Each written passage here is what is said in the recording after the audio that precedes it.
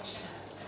That is why year after year I can get them to come here, despite their very busy schedules. They come here to share with you their experience. So thank you so much for being here. But I think I need to warn you also, in this panel, though we talk about skills, clarify their doubts on skills. When asked to raise questions about skills, my class seems to be a bit clueless on that. So I very sincerely ask you to ensure that the kids who are going to be full professionals in another year, who would be starting to work for you, make sure that they know about skills. They know about the skills expectations. Right? So over to you, Harita. Thank you so much for being to conduct this panel. Thank you, Madam. And thank you, first of all, thank you very much for being here. We really appreciate it. And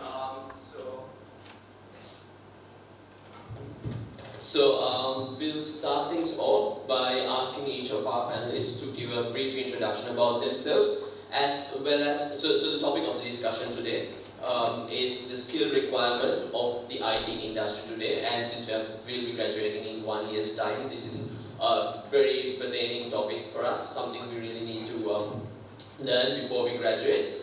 And so I would like to invite each of the panelists to give a brief introduction about themselves, as well as give a brief overview of, from their perspective, of what sort of skills they believe that the IT industry requires from us. So we'll start from this side. Good morning, everybody.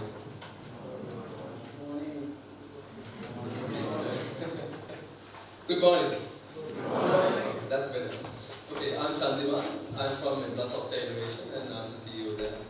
And a little bit about myself. I think I started into computer even before the university time in A-levels.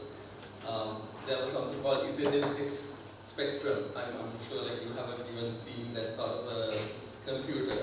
Yeah, like you have to plug into the cassette to get all the data, and the TV is your monitor. That's pretty old, I guess.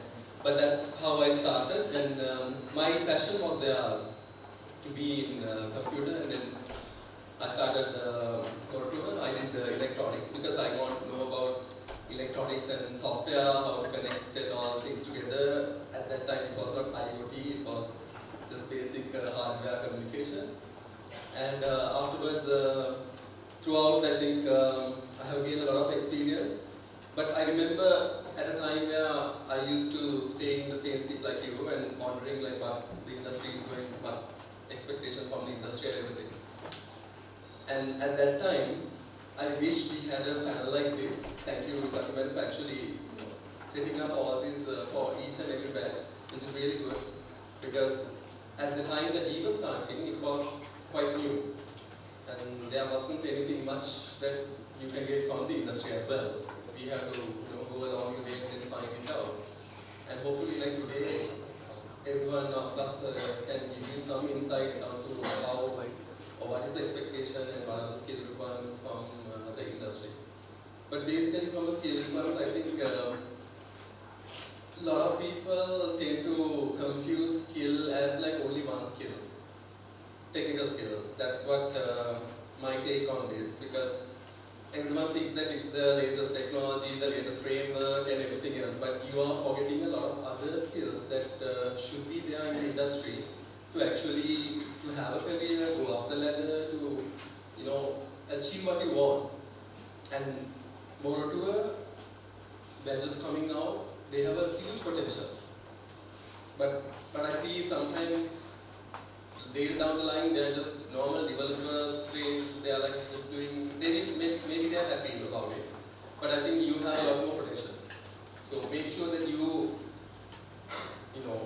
get all your potential out and develop your skills, and then hopefully have a successful career as well. Thanks, Chandimal. I'm Hasid, CTO of 99X Technology. Graduated 15 years ago. I was sitting in the same exact hall 16, 17 years ago, learning from Vishal Madam, and I'm really glad to see I'm able to contribute back. And Madam said you didn't ask enough questions when she asked about skill questions. I know the reason for that. You had been reserving all of the questions to the panel, right? Didn't want to leak anything out. That's good. So hoping to hear a lot of good questions and discussions here. Just as initial thoughts, I think we as graduates, especially from our graduates, I don't think you need to come to a panel to know what the skills you need to develop. I think what you need to know more than that is to find out what the skill, you need to have the skill to find out what the skill requirements of the industry is. That's also a skill. Otherwise, you will always need a panel every year. My name is Timothu. I am Director Engineering Services at Appigate. I graduated from University of Moratuwa 15 years ago from CSE. I had the privilege of sitting in this room. I think at that time this was a lab, yes, and learning from Visakha Madam and our teachers, lecturers, and it was a great time. So when we went into the industry, it was quite challenging, and at least for me. And then I figured out, so it's not just technical skills that you need to cultivate. You need a lot of other skills, soft skills especially. So when you say soft skills, it's a bucket of other things that you need to learn. So I'm glad to sit here and tell you about my journey. Hope you will get something out of it. Good morning. I'm Tushar. Right now I'm CEO at Asia Digital Labs with about 700 engineering staff. Before that I was at Virtusa for 19 years, played a chief architect role almost about 12 years. So I have experience in architecting some of the best in class software for the world, including like McDonald's, JP Morgan Chase, British Telecom. So in that case, I think if you have any questions around that, direct that to me around how we did that, what we did. Even though I have 25 years of experience, don't think I am an obsolete techie. Chandimal talked about Spectrum. I have developed commercial software using assembler. So that's how my background is. Now I moved on from that and moved to Java in about 96, it was very early stage, and then moved on to multiple different kind of technologies. Still, even though I'm a CEO, I'm actually in heart, I'm a techie, so I do still do some technical stuff. There's a one formula I want to leave with you. And we all become professionals. And what constitutes a professional? There are three things. One thing is a skill. Second is a knowledge.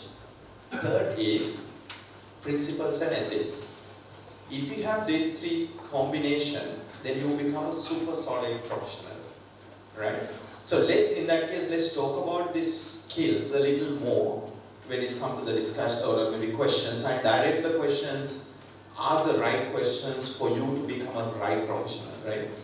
And one skill, I'll leave it with you before the questions, is timeless. What is that skill? Anybody want to answer? What is a timeless skill? Anybody? The skill that won't get obsolete. Good. Anybody? Yeah. So it's a learnability skill. And if you can learn, unlearn, relearn, that's timeless. Anything else that he talk about my assembler skill, no use. No matter how good I am is, now it's useless. It's obsolete. But how you learn things, how you unlearn and relearn, or learn things, that's a skill. So that is the timeless skills. That's what your top most skill you need to master, right? So let's come to the next of the questions later. So I'll leave for you to ask more questions, and we have a very experienced panel. Ask the right question for you to become the super solid professional in the industry. Hi, good morning to all of you. So I'm Sankalpa. I'm also a product of the University of Moratuwa, but not from this department, from the Electronics and Telecommunication department. I graduated more than 18 years ago, so quite old.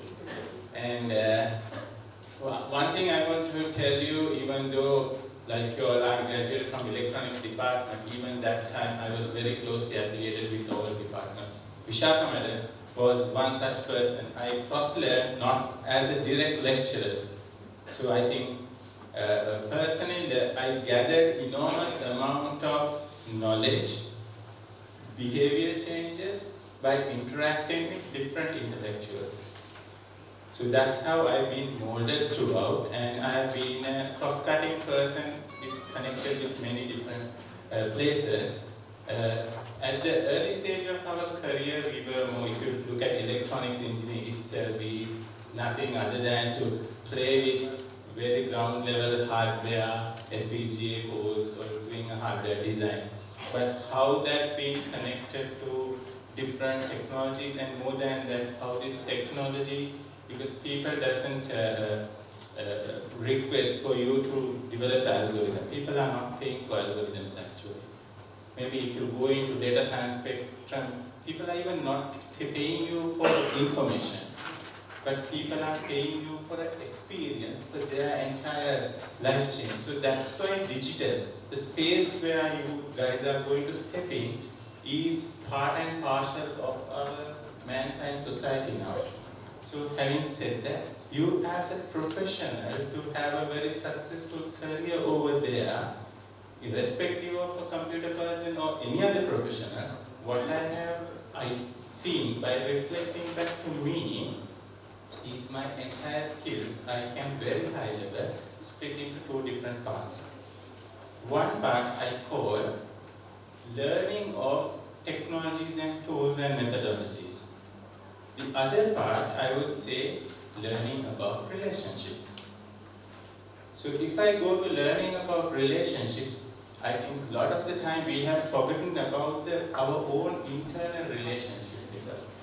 I call it my intrapersonal relationship, which is the least discussed, but I think which is the most important subject for you to have a successful professional career. Your rest of the interpersonal relationships, I think people talk about from soft skills.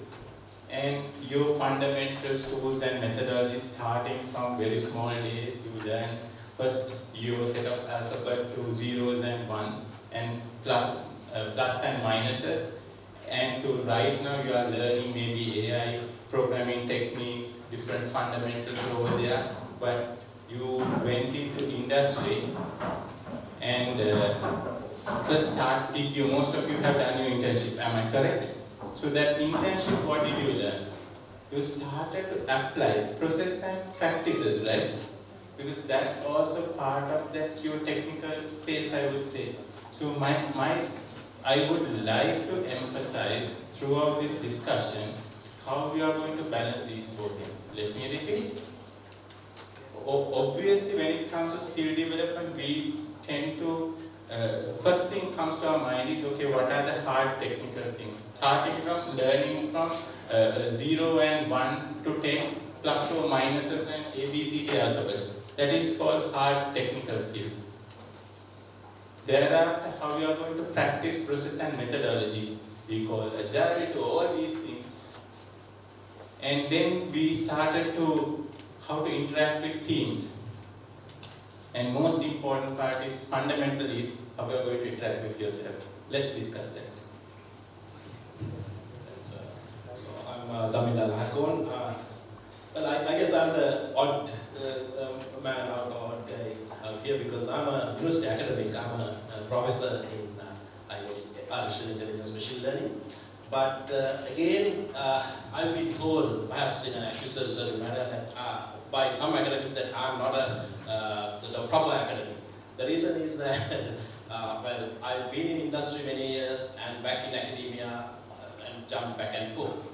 So, but, and also I can't say that I have learned from Vishaka madam because Vishaka madam and I, not in the same school, but in schools also, she's a personal friend I've known for many years. But, so, why am I here? I asked Vishaka as well, why you asked me to sit here, because so there's, of course, all the very important things that other panel members discussed and mentioned about the technical to other skills, the soft skills and attitudes that you have to learn. But why should somebody go do higher studies? So why would, after your undergraduate, you're soon going to graduate from the top technical university in the country with a degree, and of course then you are planning to go into industry, which is fantastic. But some of you or some people seem to then want to do masters, PhDs again in Sri Lanka or any other country. Should you think of it, or why should anybody do that? So of course we'll continue the discussion and so on as you come up with your questions. But mainly, all these technical skills that you learn and other skills are important, and the experience you gain as you go into industry is very important. And the relationships, as Sankalpa said. But then what I feel is that why did I, after my undergraduate, go into industry? I never want to be an academic, then got into my PhD, Monash University, Australia.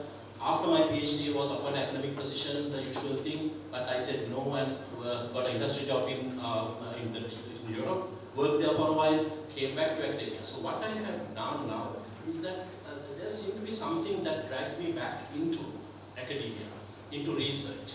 So now I'm at La Trobe University and we have set up a research center where we do fundamental hardcore research, but we translate that research into real applications immediately. So not only do we do research and work with top other academics in China, in Europe and USA and so on, but also work with industry even to at consultancy level. So we do consultancy and we do make money. So we work with startups, we work very, very large companies as well. So, but coming back to what's possible reason, in my opinion, when you do, say you enroll for undergraduate degree, and during that period of 4 years, you are expanding or you are making use of, or learning to make use of certain parts of your brain and the mind. And so you are stretching those boundaries. A person who do not go into university to a person who spends 4 years studying. That will continue because our lifetime is not sufficient to stretch the boundaries or to make use of all the full capacity of our brain. The reason that you do that is that you can then try and stretch that to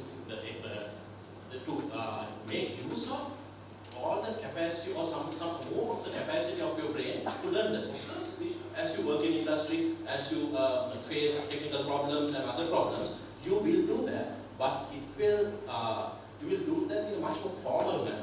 You will learn as you go into a higher degree.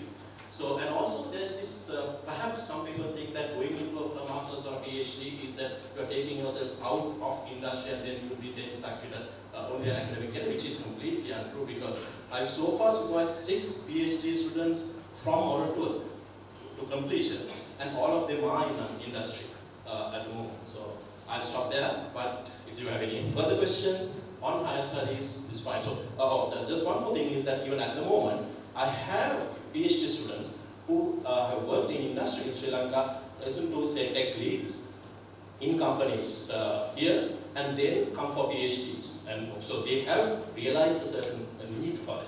I have recently one person who has 14 years of industry experience, and then now he's been a technical architect and set up his own companies, now starting a PhD. So there is another angle that you will come across as you move in your career in the future.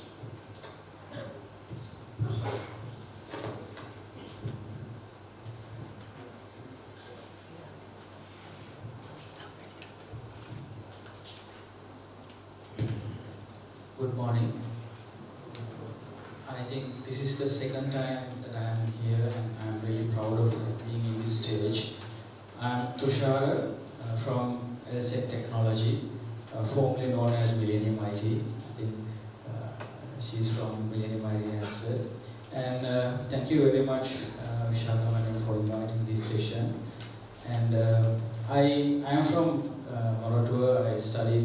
I passed out in year 2005 and I learned from Vishaka Madam as well.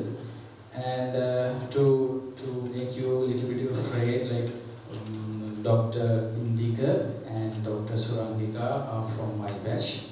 So we have to clearly be in this session, otherwise there can be repercussions as well. Just kidding. From my point of view, what I really want to give you is, apart from technical skills, like normally the first question that you ask from the panel is GPA matters? So that's the question that we had last time as well. So I would say, yes, it matters, but apart from your technical skills, the soft skills are really important. What do we mean by soft skills? Especially the teamwork, communication, and how you interact with the persons in the team. For example, to get some idea on what kind of projects that we are working on day-to-day life, in my current project that's called London Clearing House, we have 140 engineers working in that single project. 14 Scrum teams. So those Scrum teams have their own team members, let's say 5 to 6 members in their team. We started this project in year 2015.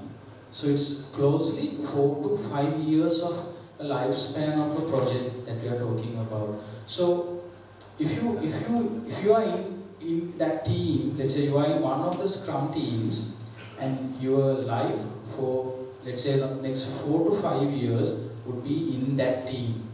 So it's really important to have that team working skills, to blend with the team, to work with the team, to interact with other teams, so that's really important. If not, you are going to reject it from the team as well. So that team working skills, communication skills really matters. Because for sure, as Moratuwa engineers, you can bridge the gap of technical skills.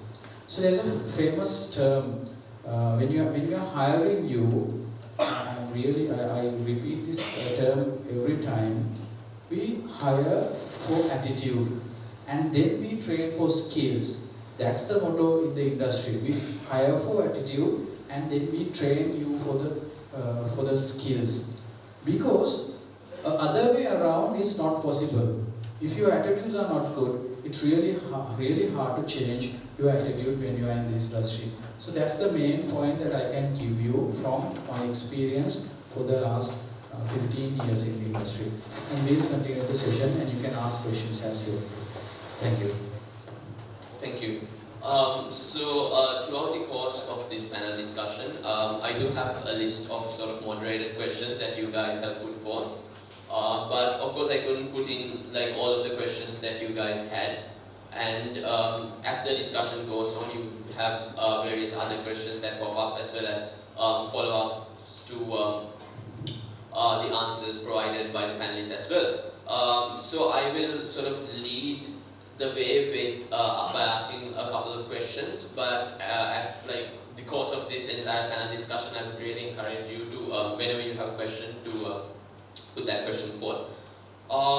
So to kick things off, so there was a lot of discussion already on the importance of sort of higher education, and that was a question that that repeatedly came up in the forum discussions that we had.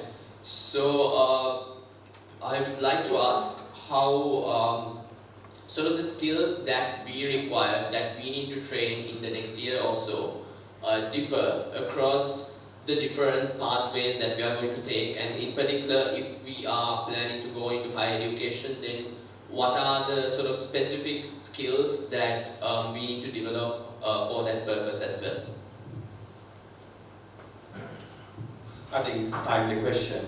I talk about few things. I think all the panelists talk about the skills, the soft skills and all these things. In my belief, I am a firm believer in the strengths-based organization. Assume you are weak in communication, I don't mind. But if you know what you're doing best, let's build on that. Good example is Murali. You all know who Murali is, right? Anybody's bothered he's not scoring 10 runs? No, right? You're only getting him to take wickets because he's one of the best bowler in the world. His strength is bowling. Let's build on that. Now what we need is from you, you have to have a mastery skills on your technical strength. How you build that technical strength? You are engineers. You have to see things in abstraction, right? I'll give you one example. Now we are into telecom industry and one of the fastest innovative industries in the world. And we are now talking about 5G. Why we are talking about 5G? We are researching on 6G. And some of the 6G pilots are happening in Canada at the moment. Now with that, you are dealing with massive amount of data, right? For the moment, at a day, we are processing about 100 terabytes of data.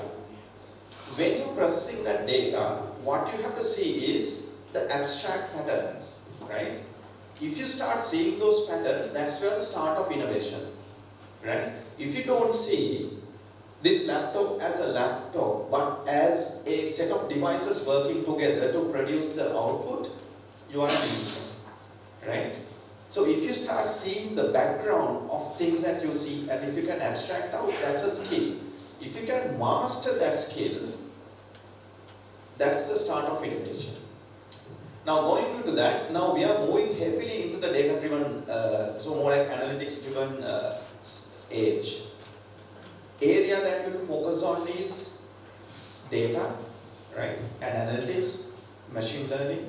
Those are more like fundamental skills. Again, don't worry about this. What are the technologies you might will talk about? Maybe TensorFlow to Keras to Keras to all these things, right? Don't worry about the technology, but the underlying concepts of data engineering you have to worry about, right? So focus on that. You have to start seeing the patterns, right? That is one. And other one is actually you talk about data, but there is some abundance of sound in the environment. So sound analytics become one of the top-notch areas in the industry right now, right? It's not voice, it's sound analytics. Now you have the data, so sound is also data. So think sound as a data, and if you start analyzing sound, and you can derive a lot of insights out of this sound. How this discussion is aggressive, moderate, or maybe depressive, you can start understanding. Actually, we are doing a little bit of research on that based on your voice or maybe a call, support call that you give to a support center. You ask, at the end you ask a question, are you happy with the service? You answer, typically you answer maybe 20% answers, largely don't. But with the discussion, the sound, based on the sound, you can get the insights out of it to look at if the discussion was fruitful or is not, right? So that's one. So again, as I told you, so your question, think about the data analytics, right? And seeing things in abstraction. If you can start seeing the abstraction, you are an engineer. If you don't enjoy watching movie without seeing the background, you are an engineer. So some of the engineers, top-notch engineers, you can't watch, you can't enjoy movies. I can't enjoy movies because I see the background. So that's how you should start seeing the things.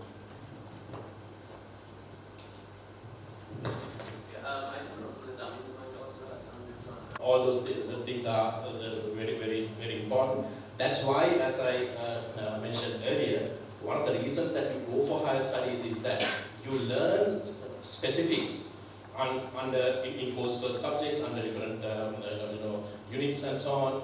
But then to stretch the boundaries, do innovations, and we call it disruptions. we have to change the way that we do things, that we live and we entertain ourselves and so on. That's where a different type of thinking is required. That's why, so for example, if you look at society, there were these different revolutions. There was the agricultural revolution, the industrial, and now we say we are living in a time of another revolution, the information revolution. So always humankind gradually advance, do things and build new things and so on. But at the time of this revolution, there's a huge jump. So there's complete disruption of the way humanity, does things. So we are very lucky to be at such a time. So that's where I think the real advantage is that we are the people, we are the lucky few who are not just part of this or living and observing this. We are making this happen. We are really, we actually have contributed to this revolution. So in that case, it's not just learning a particular type of software or a package and applying that. So if you, for example, in the past, being a SAP consultant and then being a SAP consultant, there are people who then retired at 65 as a SAP consultant. I feel very sorry to be a person like, of course you might have a SAP, so then it's not the reason that you think of higher studies or think of creativity. That's where I think you should think of doing something different, seeing the world in a different way. That's where research and higher studies coming to operation. I'm not sure whether that's what you expected, but I'm happy to continue. And also, while staying on the subject of higher education, a lot of the questions that we had were also focused on the industry demand for such for higher education. For example, whether it would be, because for instance, if you were to do a PhD, 4 or 5 year commitment, so is that worth it? So what do we gain from the industry, specifically in Sri Lanka as well? Does the industry have this expectation of a PhD or a master's? And if even in the case of a master's, would an MSc or an MBA make more sense? So we'd love to hear your opinion on that particular matter as well.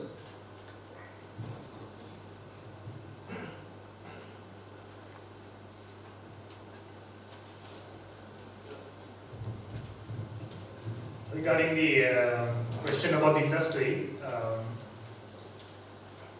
one thing very, I would say, unique about industry in a way is it's you need to understand it's a commercial driven. There are 3 layers of all of this knowledge subject you need to understand. The first layer is knowledge. All of you know what knowledge is, right? Your knowledge about doing something or regarding a domain. So as Tushar mentioned, learnability is very important for you to acquire knowledge. But there's an issue in the knowledge itself. What's the issue in the knowledge? Knowledge is a commodity today, and it gets obsolete now and then. Right? Why it's a commodity? 10-year-old with a smartphone is more knowledgeable than most of the professionals of their own. Right? Like you have all of the knowledge on the internet today. So knowledge is commodity. Knowledge is getting obsolete, especially in this particular industry. It's getting obsolete every 3 months, 6 months, 1 year max. From the knowledge, the next deep level on the whole of this hierarchy is a skill. Sometimes I find, since the question is a little bit regarding the academia side of it, I have hired some PhDs who had done tremendous contribution to the organization. I had also hired some PhDs who hasn't really done much as a contribution.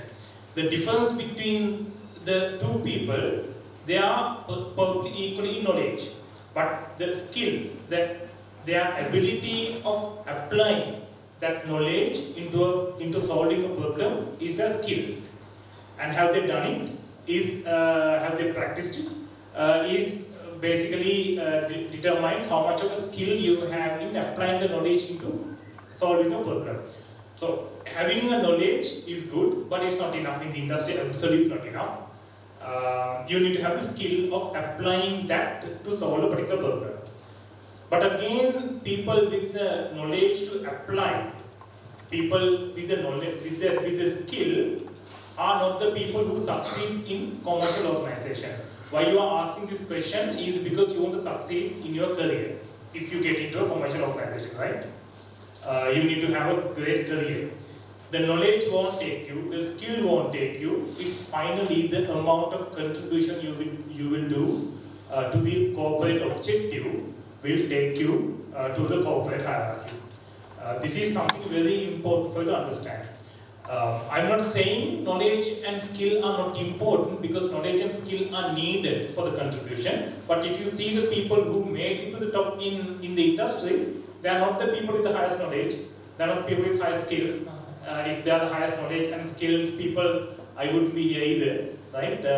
They are the ones who did that most amount of contribution to the organization. So unless you can use the skill and knowledge to do the contribution, basically, that all of that is not much of a use in the industry. So you need to then ask, about the contribution. It's about attitude. How much of a passion, how much of an attitude, how much of ownership you take in the organization determines your ability and your passion and your strength to do a contribution using the skill and knowledge you have. So this attitude part, all of that matters when it comes to contribution, and a lot of people talked about soft skills, which is also very relevant, because if you go to LinkedIn and search for the topmost soft skills the companies had requested for, number 1, creativity, I think number 2, persuasion, how much you can actually convince somebody, and collaboration, number 3, and number 4 or 5 is emotional intelligence. So all of these soft skills are required. They are the top skills in LinkedIn, because these soft skills are the ones which will enable you to apply the knowledge and the skill to make a contribution to the organization.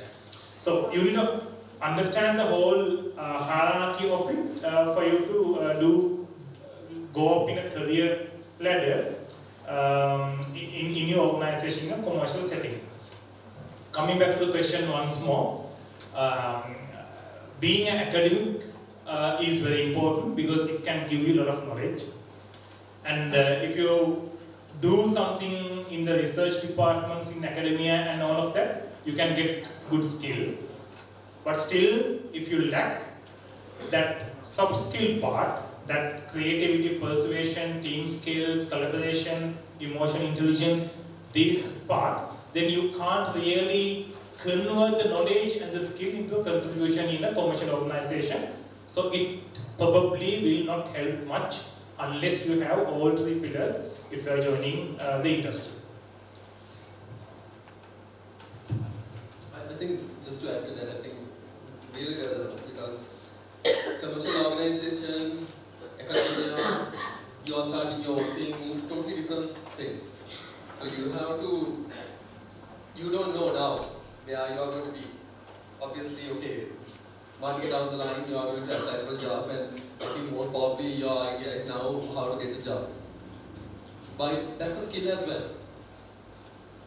Because if you are going to wait and then hopefully something comes up and then I'll be picked out automatically, that's not going to help. So whatever that you are targeting, say that you are targeting the job, getting the job is your main target now, then find out what needs to be there. If you, that's the skill. And when it comes to skills, like Asit said, from a commercial organization, you have to find out, if you are in the organization, what the expectation of the organization is, and then go towards it. Find out where you are lacking and then go there. Lot of time I have seen inside the company, skill development, the main problem is, first thing is you don't know what the skill you want. Or wherever you are, in a commercial organization, academia, or wherever it is, what is the gap you have? I think first you have to stop and then think about what is it that you are lacking here now. There will be a lot of skills that we can list it down. The creativity, do everything else. So today go back and think about, from an engineer point of view, engineers normally you have to solve a problem. Generally that's the expectation. I think here anyone will solve that problem. I am confident that you guys can do it. So you have to take confidence in yourself. But there are other things that you are lacking on. Okay, communication. In interviews, when people come in and I ask what is that you have to improve on, they usually come and say communication. And I ask so what are you going to do about it? And they say, I'm going to go for a course after 6 months and then learn. I'm talking to my family once in a while, a little bit vague. Okay, that's fine. Let's say, okay, you're doing it. So, how do you know after some time you have improved? And they say, I feel I have improved. You can't do your own evaluation. Whatever you are going to, if it is communication you are going to improve, you have to have a specific commitment to do it. And then you have to have certain feedback from somebody else to see where you are. I can apply this to any skill. Communication, leadership, coordination, you name it. And then you have to adjust yourself to make sure that you are on the track to improving that skill. I am totally generalizing the whole concept because that's where I see a lot of people fail. You are in a company and the company is expecting certain things and you can't go say, okay, no, this is the way that it's supposed to be, I know best. There might be other people who knows best and there might be other ways of doing it also. Maybe you have to listen more. Then listening is the skill that you have to improve on maybe. I have done my share of mistakes when it comes to, skill development. I think that I'm good, I'm there, and suddenly when I'm comparing against somebody else, or when I'm in a position where it's compared, suddenly I realize that, okay, it's not exactly what I was thinking I had. So skill development, do the gap, improve, and then monitor to see if it is actually happening and then change it. This is the basic, I think it's a plan, do, check, normal cycle, project management, I think you have done it. Same thing that's applied everywhere. So immediately for, let's say you are trying to get a job now, find out the immediate things that is required. Maybe some people have it, maybe some people don't, or different varieties are there. It will be individual. I can't generally say everybody should have this. For each person, it might be quite different. Some person might be really good in communication, technically okay. Maybe it's okay is enough also. Then what needs to be improved on? You have to analyze yourself to see where it is. So before this panel discussion, how many have search skill requirement in Google? Before this one. How many? It's okay. Yeah. You have searched? If you are not going to, because as I said, knowledge is obsolete, it's going to go away. What I learned long time back is totally irrelevant now.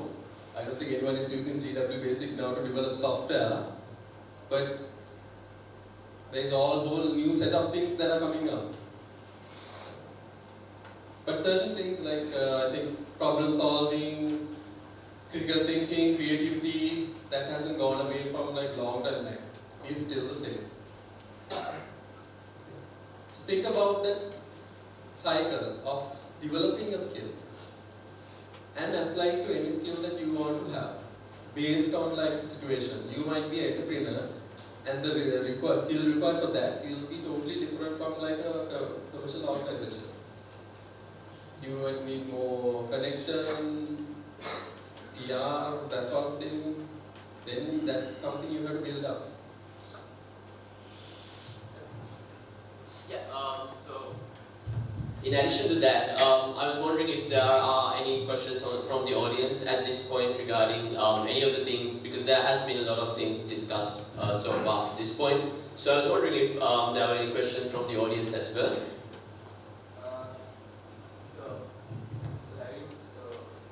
Someone having the higher studies first like to represent what's career path, how is, I mean, it's progressing faster than someone who has not done very higher studies, but that has devoted that time to gain more experience and expertise in the industry.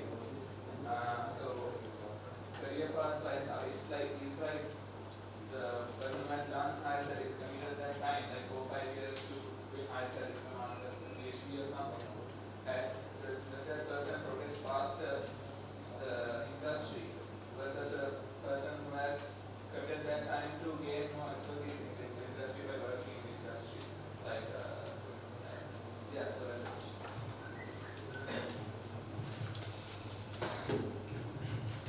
Okay, I think there is no hard and fast formula in life.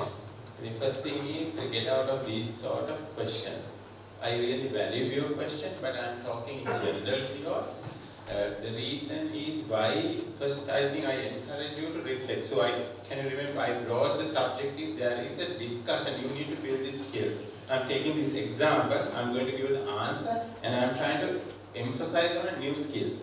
So I told you, you have to build your own dialogue with yourself. So as part of the same thing, one subject is just ask question, is life is fair? Life is not fair. Can life build on a formula? It's not possible, right? So when you're being very vigilant, observatory, I think in our mind these sort of questions won't pop up to us. So having said that, let's get into that particular topic separately, but I really value your question. In order to answer to your question, there is no hard and fast rule. As Hasid clearly mentioned, who makes a impact? Let me add one more word. Impact is impulsive, but a sustainable series of impacts. That person is the one who makes to the top. He is the one who is going to get to the top in the career. So one, maybe from a PhD or whatever thing, can make a big difference. I think classic example, very good example is no one other than Hans, right? Hans is a PhD. He revolutionized Sri Lanka, not only Sri Lanka, APAC. Not only APAC, I think he has been crowned at the many international top telecom related spaces as one of the best brainy CEOs in telco. That's Hans. But if you take another space, the people who have really made a big difference may not have a single education qualification. But only one thing is there. These guys were really knowing their subject. Only thing is, someone has not accredited for how they generated their knowledge. So when you get a PhD or master's, you are being trained to a certain form of a process to generate knowledge and to solve a problem, and that has been accredited, right? That's what it's been done with your project, to your thesis, to all these things. But there are people who has not been accredited by institutes, but they have been proven and accredited by the society. So I think we need to figure it out, how can we get that society accreditation? Yeah, just add a couple of things here. Absolutely right. So there is no guaranteed path. You should never think, okay, I want to get here. So it's like taking an insurance to make sure that you are going to, that's not going to happen. So one way of thinking of higher studies, and that applies to me as well. As I said, I didn't want to be an academic. I never wanted to be an academic at that. So even after PhD, went back to industry. Now what happens is that when you do higher studies, it's another opportunity for you to explore yourself, because you are on a journey trying to understand who you are. Each of us, as we grow older with all the experiences and all the degrees and all those things that we do, learn who we are. And if you go to higher studies, of course, it's something that happens inside you. Say you start working, you should go get a job and start working. And there, what happened to me was, there was something nagging in my mind, said, there are certain things which the industry, all the experience, I was at the stock exchange when the whole the trading process was being automated, fantastic experience. But there was something where I read certain articles, listened to some talks and so on, so that this part of it, I'm not gaining them. And that is why I applied for higher studies, got opportunity. And then it gave me the opportunity to discover another part of me, which I didn't know existed. And finally, over many years, going back and forth, industry and academia, I've been an academic. I'm now an academic university professor, but I do certain things, practicals, I work with industry and so on. So I discovered that on this journey, the higher study side is my PhDs and others, and even my teaching qualification. So I have a diploma in higher education teaching. That the teaching, I never thought I thought I hated teaching. I never want to be a teacher. I'm a reasonably good teacher, I'm told. So that part of it, that discovery process, it's one of the main things that you will have. And it should come from within. Okay, I think to answer to your question, I think I encourage all of you to reflect into yourself as well as see how the hidden side of successful other people. Because most of the time we see only the well-known part, they are just explaining. But the reality is not that, right? Whenever we see those who are very successful and A-level number one, I think we are seeing very simple, mediocre, same set of comments like we studied, parents, that's a mediocre. But have you ever really seen actual their commitments out of things? Those are totally different. They all have their own different uniqueness. My take is all of us are very unique. So you have to take out your uniqueness. As he mentioned, he never believed that he had that academic skill. So we have to talk to ourselves and find out where we are good. Sometimes we have to bump us into different spaces. Let us fail there. Don't worry. Don't always take the very conventional standard path which is not going to fail. That's not going to make a big success also. So just challenge yourself and see who am I, what I am doing, right? So one of the questions I always ask, what's the definition of engineer to me? Like the definition of my skills I mentioned to you, definition of skills to me. All of you should have your own definition. For my definition of engineer is, engineer has two parts, a technician and a scientist. Are you agree? So who is a technician? Because a technician should be able to make something working. Can he explain why it's working? No. Scientist can explain how everything, the universe also can work. He would give it different theories. But can he make a broken system? No, right? But who is engineer? For me, these two combinations.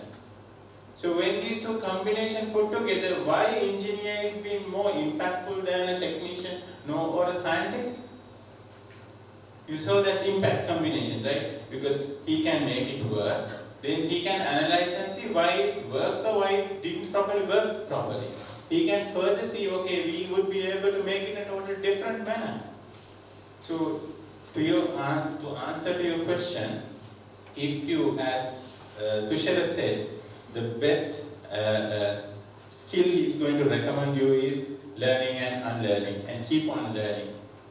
So figure out how your mind can be keep on learning to analyze what is there today, how it happens, how can I change different things, and what sort of outcome can be expected, and then use your technician skills to try it and make it happening.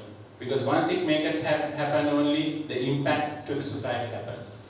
So my answer is, of course, see to yourself. If you are good in your polishing your further analytical skills, go through your academic route. That's a further training, and come back to the industry. Try. There are lots of other people who has been really successful there.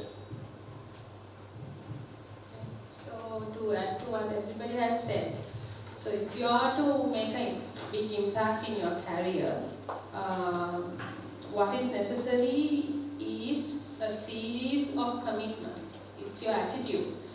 Plus, if you are to go to work every day and put in 10 hours, I don't know, whatever that is required, and sit there, write code, what is required is for you to be passionate. And if you are to do well in your academic path, career, if you decide to be an academic, what is required is your passion.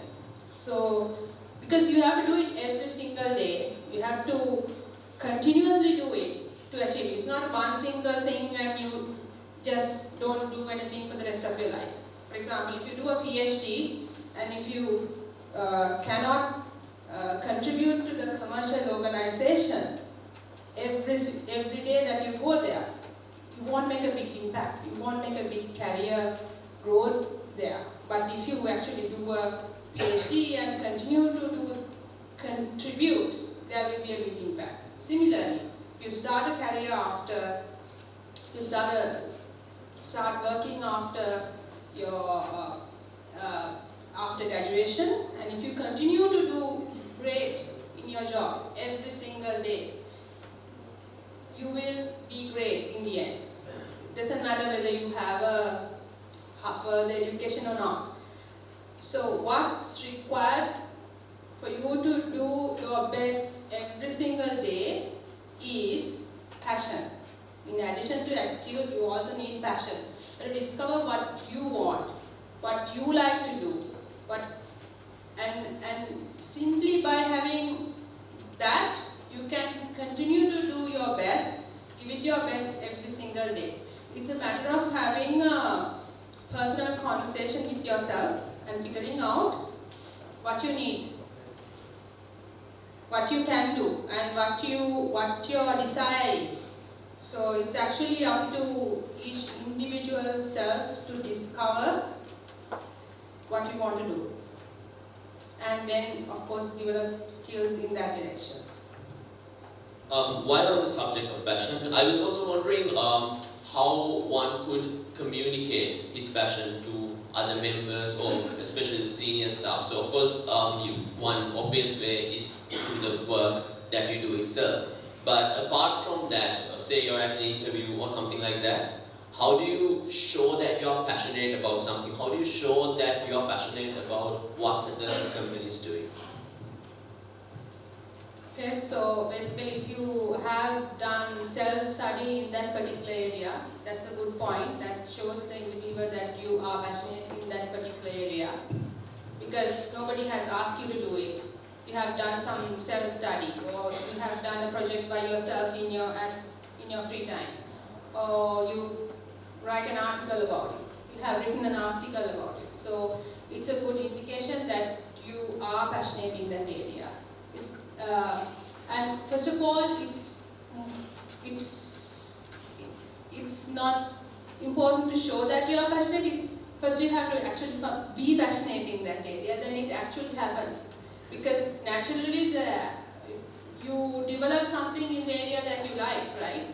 So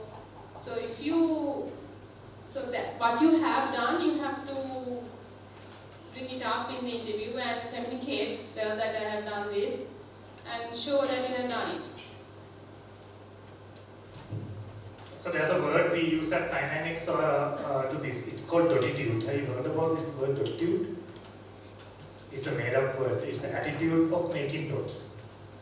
And if you are passionate on a particular area, then you will actually make small dots in that area. You will participate in an exhibition, you will create something around that area, you might help somebody through that knowledge. So the past dots of you is what we look at the interview. So it's it's very difficult to fool a good interview panel. Like you can't really tell that you are passionate without being passionate on a particular area, because we will ask for the dots, show us the dots. How do you select an area to be passionate? That knowledge is also very important. How do you select that area? Which area should I be passionate or make dots? So there are, I think, covered, I give a small model to find out that area. For you to find out that area, number one is it has to be something you like doing, right? It has to be something you like doing. Otherwise, life is not worth doing something you doesn't want to do, right?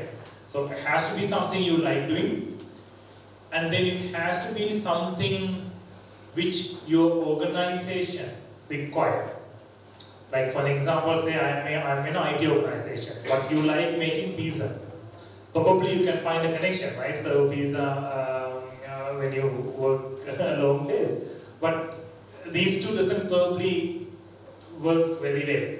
So it's okay that you are passionate in making pizza, but probably the impact it can make to the organization which is creating software, you need to evaluate. So you need to find out what you like doing, you need to find out what your organization require you to do, and third one is it has to be something you like, you can do. An example is I really like singing, but I'm terrible at singing. So if I select singing as my career, I don't think I will have a good career, right? So it has to be something you like doing, something you can do, and your organization or the world or the industry require that skill. So when you find the intersection of these three, these are the best things you can actually passionate on. And should you be sort of specialized on that particular, once you find it, let's say you find that, let's take an example, let's take a very hyped up word, right, AI these days. Okay, you find AI.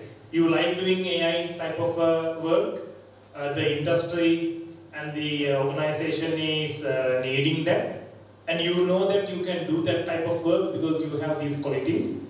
So you will pick AI. Should you be, how thorough you be in that? There's a term in the industry called T-shaped individuals. The individuals, when you acquire skills, you need to be T-shaped. You know the shape of the T, the letter T, right? So it's deep, you have a stem, and also it's broad.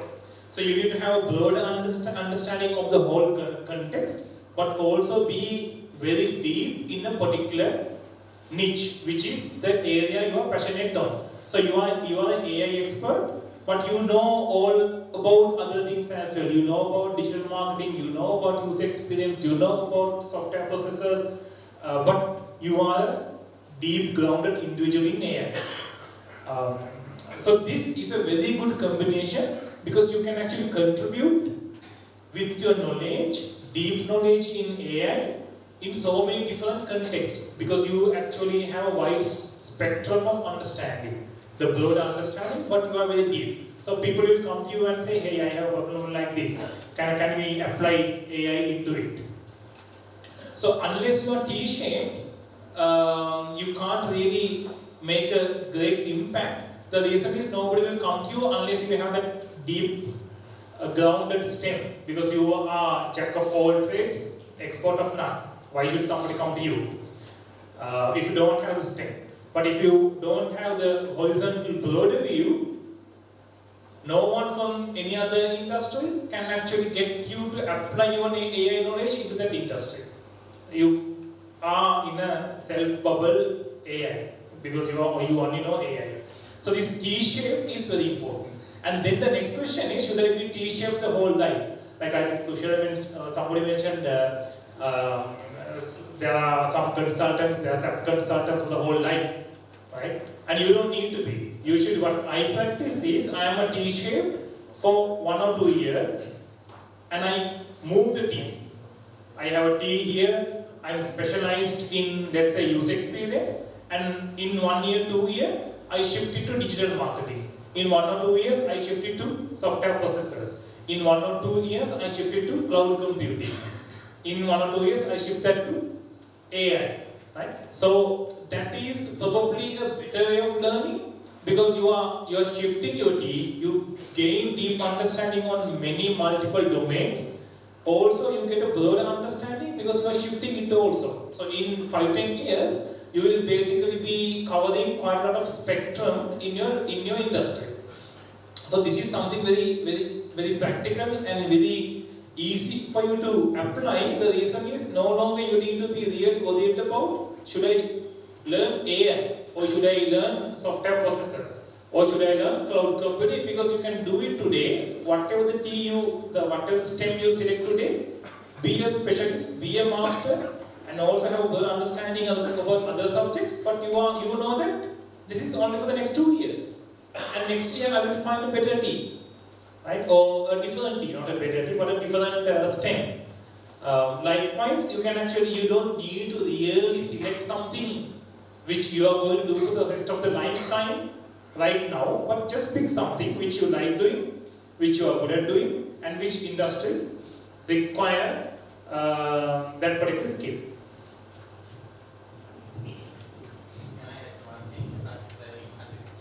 I really like how you explain people to find their passion, and then the 3 points and the T-shape.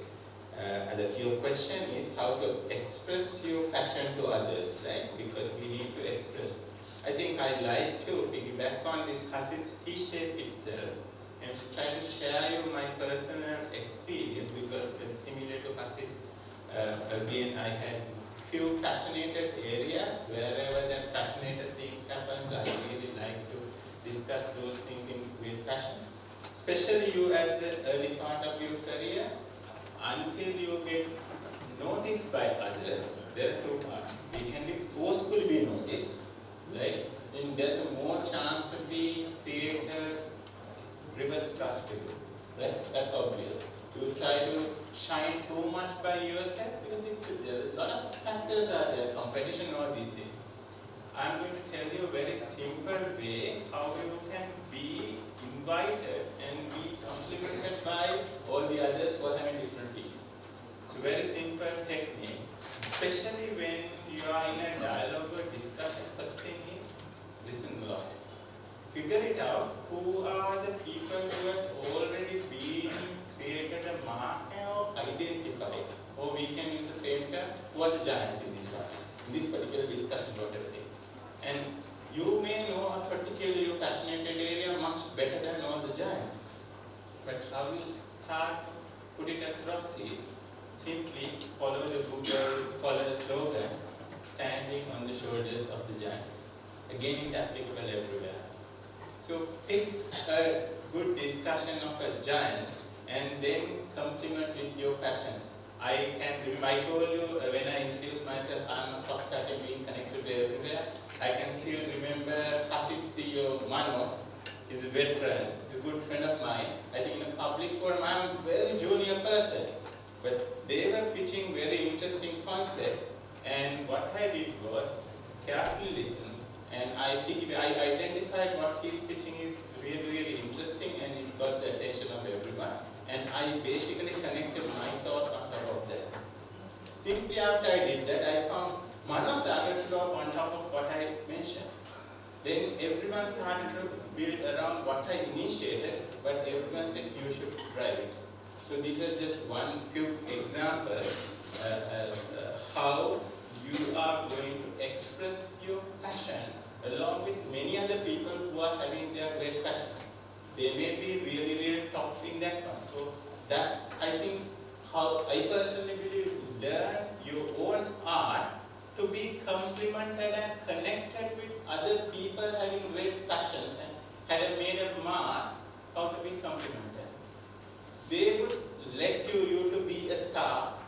Otherwise, when you try to just bombard through an idea like Hasid said, without a T, without being connected, it will be just a bubble and it's going to be blasted because you are alone. So I think that's what I want to add to your question about Hasid very well explained about passion and how to express your passion. Personal, my success story. Thank you. And I think like question bit of depth versus breadth was actually was one of the most prominent topics that was in the questions raised in the forum as well. So what a lot of the students were wondering is how so we are about to start in the industry, and we in many cases don't really know exactly in which domain we want to start off at this point. So would it make a lot of sense to focus on depth in one region, or is it should we focus more on breadth? And just to add to that, there was another question about whether so for example, we were talking about AI, how AI is such a huge buzzword right now. But so from a practical viewpoint, is something like AI something that the Sri Lankan industry has, like what percentage of the industry, the jobs that are available to us actually utilize AI, and would that actually be a skill that we actually need to train ourselves in within the next year?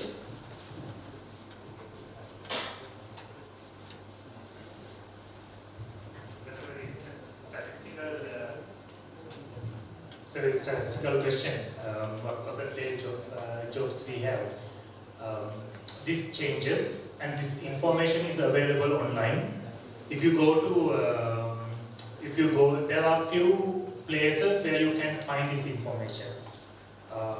One place is, there's a website called Indeed. Do you know Indeed.com?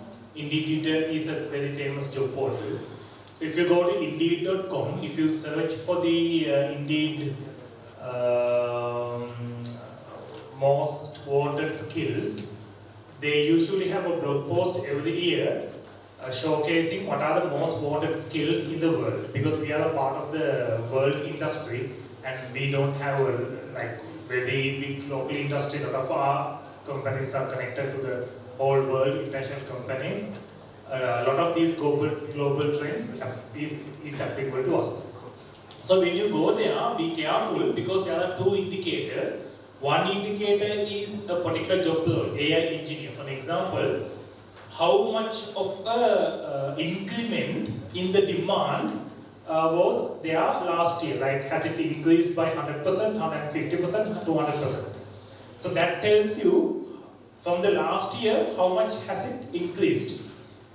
But there's another indicator. Usually they rank depending on that. But there's another indicator. How many job posts per million job posts were there asking for that particular competency, which is the demand side of it. Like, for example, if you search now, machine learning engineer will come to the top, right? Because it has doubled last year.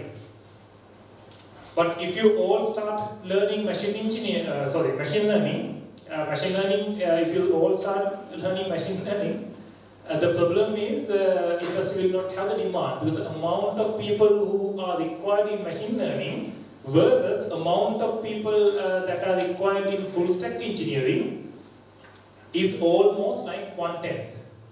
You need 10 times more full stack engineers than the AI engineers. So likewise, you can actually, if you go and search, that's why I think somebody asked, have you searched on Google? Don't come to panel discussions to learn, right? Because next year there won't be a panel discussion, because you are not in the university. So you need to know from where you learn these things. One is Indeed.com, I use it regularly. And another good source is Google Trends. And very reliable source is LinkedIn. How do they know? Because they get to know all of the advertisements from the companies. So they know.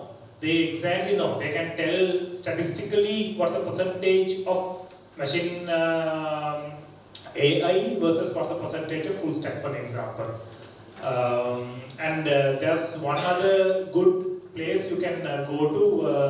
There's a company called ThoughtWorks. They have something called Tech Radar. They go a little bit in granular details of different technologies and frameworks which are in demand. So if you are asking this particular question regarding technology, right? Is it about technology? Not really. Actually, soft skills also there. What are top soft skills requested by the industry? So you can go there and learn. why I'm telling this, because there's a saying, right? You can feed a man by giving him a fish, right? But if you teach how to really fish, right? Not by giving him one fish, then you serve them for the lifetime. And if you know this skill of finding what is the most demanded skills, then you can do it at any point of time in your life.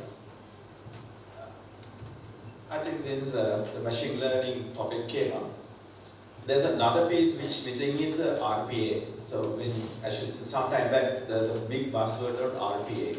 What RPA does? Anything that you do, repetitive, monotonous, can be automated, right? That's RPA. Then comes the machine learning or AI, which is, there's a pattern. As I told you again, you need to start seeing the patterns, but it's little fuzzy. The pattern is little fuzzy. When that comes, you know with that little bit of fuzzy logic that you can implement or maybe automate that, then where's the machine learning comes. Every job right now, there's a piece that you can apply AI, including software engineering or the coding, right? And one of the use cases that we have is typically users developer codes and you do mistakes. Now we know with our machine learning models what type of engineers do what type of mistakes and how to upfront make it autocorrect or maybe give some indication. Or when a new engineer joins a particular area, we quickly understand, hey, it's a new engineer, he's strong on this area, he's weak on this area. You apply. Now that in that case, it's developer job is also now being replaced in a high level. Now what?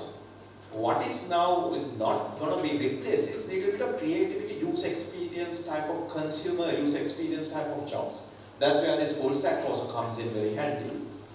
And again, if you look at on the back end, now all these capabilities are now built on the cloud. Right? Anything that you talk about today, you have a cloud service, you can just assemble it and you can build the software. Can't you? You can, right? Now what you need is how you really kind of see these patterns, the business problems, see the patterns, provide a solution by combining all of these solutions. Now comes that also can be automated, right?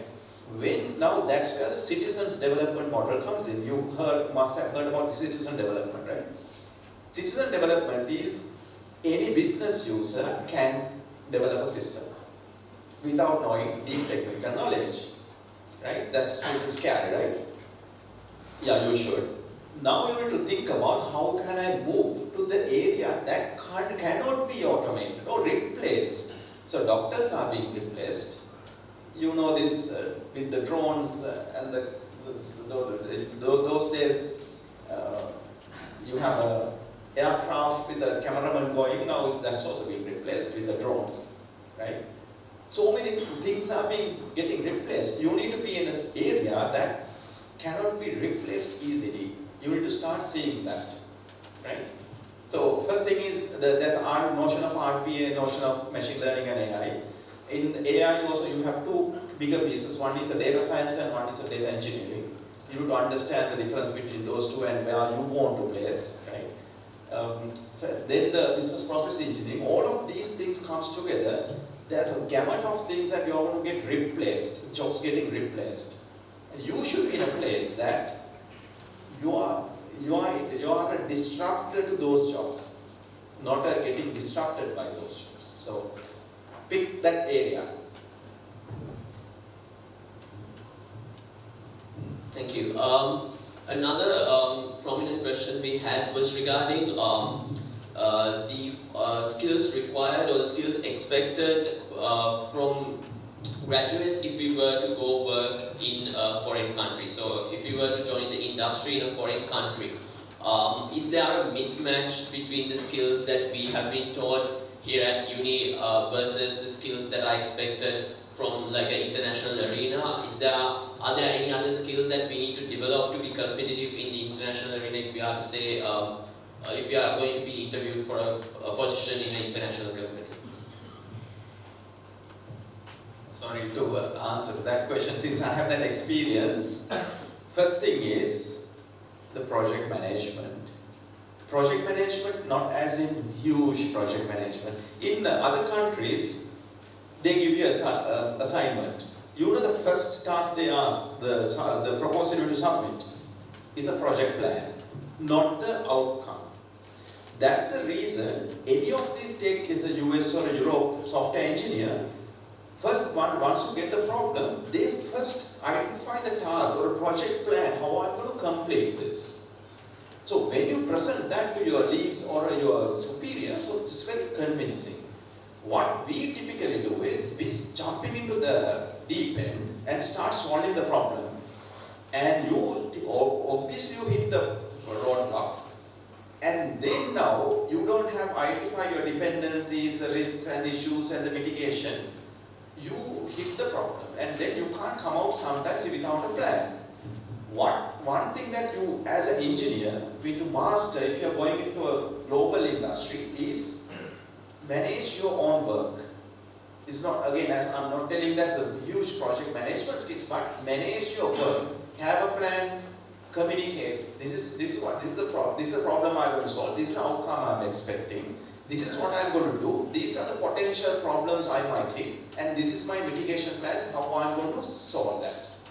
That's very convincing. If you are that's super solid engineer, right?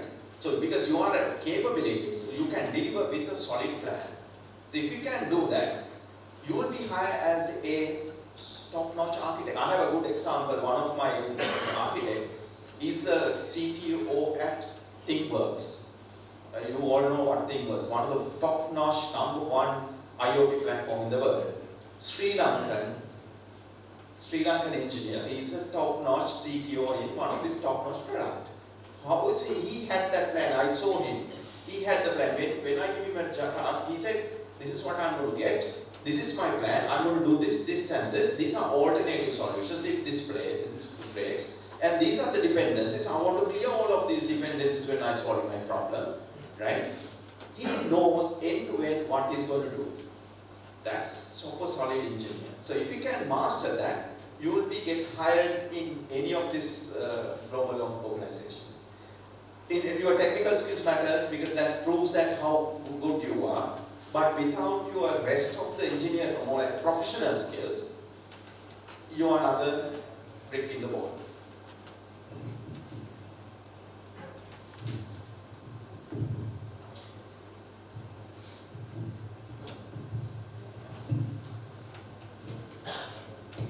I think this question has another part as well, where even you are not working for a foreign organization. Let's say you are working for a Sri Lankan organization with a multicultural aspects. Like, for example, if you are working for a company in London or let's say in Singapore, those skills matters as well. First thing, based on my experience, is you have to honor their culture. For example, people in Singapore, they don't take a single risk. Sometimes they don't have the common sense as well. Sometimes I feel this is such a simple thing. Why are you doing such a massive plan to change a button from this location to in this location in the web front end? But they don't. They have it. They plan it. They have a discussion, and they have a plan B as well. So that's their culture. But if you can't honor their culture, then you are going to fail in the organization. As opposed to like if you're working with a client in UAE region, let's say Saudi Arabia or Dubai, they are very lazy. They don't care. You can do a production upgrade in the production system as well. They don't care if the system goes wrong. So that's their culture. So that's it's really important to understand their culture from their point of view and honor that culture and adapt to that culture. If you are not working for a foreign organization, but if you are working for a Sri Lankan organization with a multicultural background, that's really important. Just to add to that, I think we get a lot of people migrating to other countries and green on the other side, all this better on the other side. But think from a career perspective, like long term into the future, how it's going to be. Because sometimes not only like Morocco, like we get like all these different people who has experience in other countries like Singapore and then coming back. The skills that are required at the level of their age and the level that they are expecting sometimes doesn't meet at all. Because of course there are like one or two exceptions where like okay they get a really good job, really good environment in other countries and then they're coming back. I'm just saying in a general way. most companies it's just code cutters. I have seen like a lot of like foreign jobs are there. They are mostly code cutters. They go not exactly the skill level that we are expecting from a leadership point of view, coordination, communication, negotiation, because there is always like some project manager, someone in front, so that you don't get like all this interaction when it comes to actual, the full cycle of development. And when we get interviews, people who are coming back from there, the level is not the expected level as it is here in Sri Lanka. Because in Sri Lanka, in some of the companies, you actually go through the whole cycle and you build skill. Even in Sri Lanka, of course, like there might be like a couple of places where like, you don't get it, but still, again, it's your, I think, long-term goal, what you want to be also. Some are quite happy being code cutters as well, but some wanted to have a better career, as in being successful, being a leader at one point, or starting their own company. That, I think then you will have to think a little bit more onto it. Because a lot of times what I have seen is like people go abroad and they can't come back because you can't never match the salaries that you have gone for now.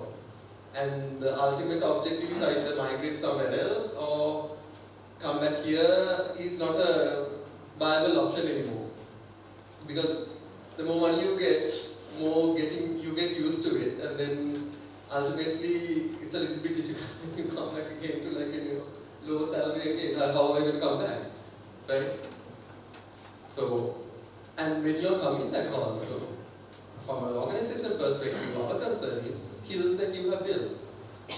Because ultimately, but from my organization, we have customers, we have like customers interactions, full lifecycle development, that sort of thing. We don't want a specific, let's say, okay, Java developer sort of scenario. We don't want them.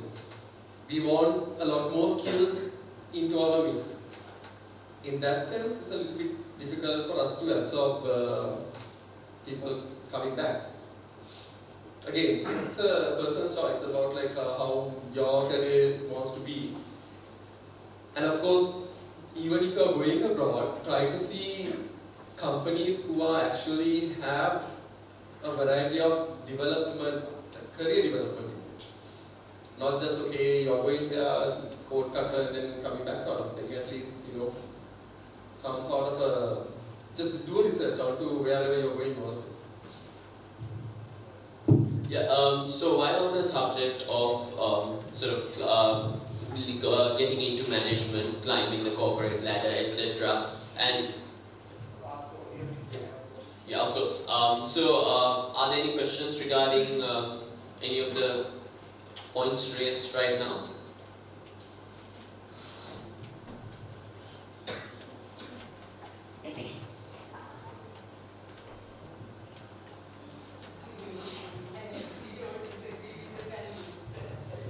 That's one thing that I think you have to keep on improving every year.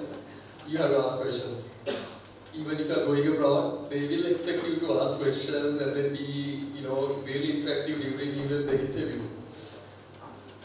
I think short-term gain, it's fine. I mean, going abroad, coming, but you have to understand either it's going to be a short-term thing or is it like going to be a long-term thing. That's where like the difference is going to be.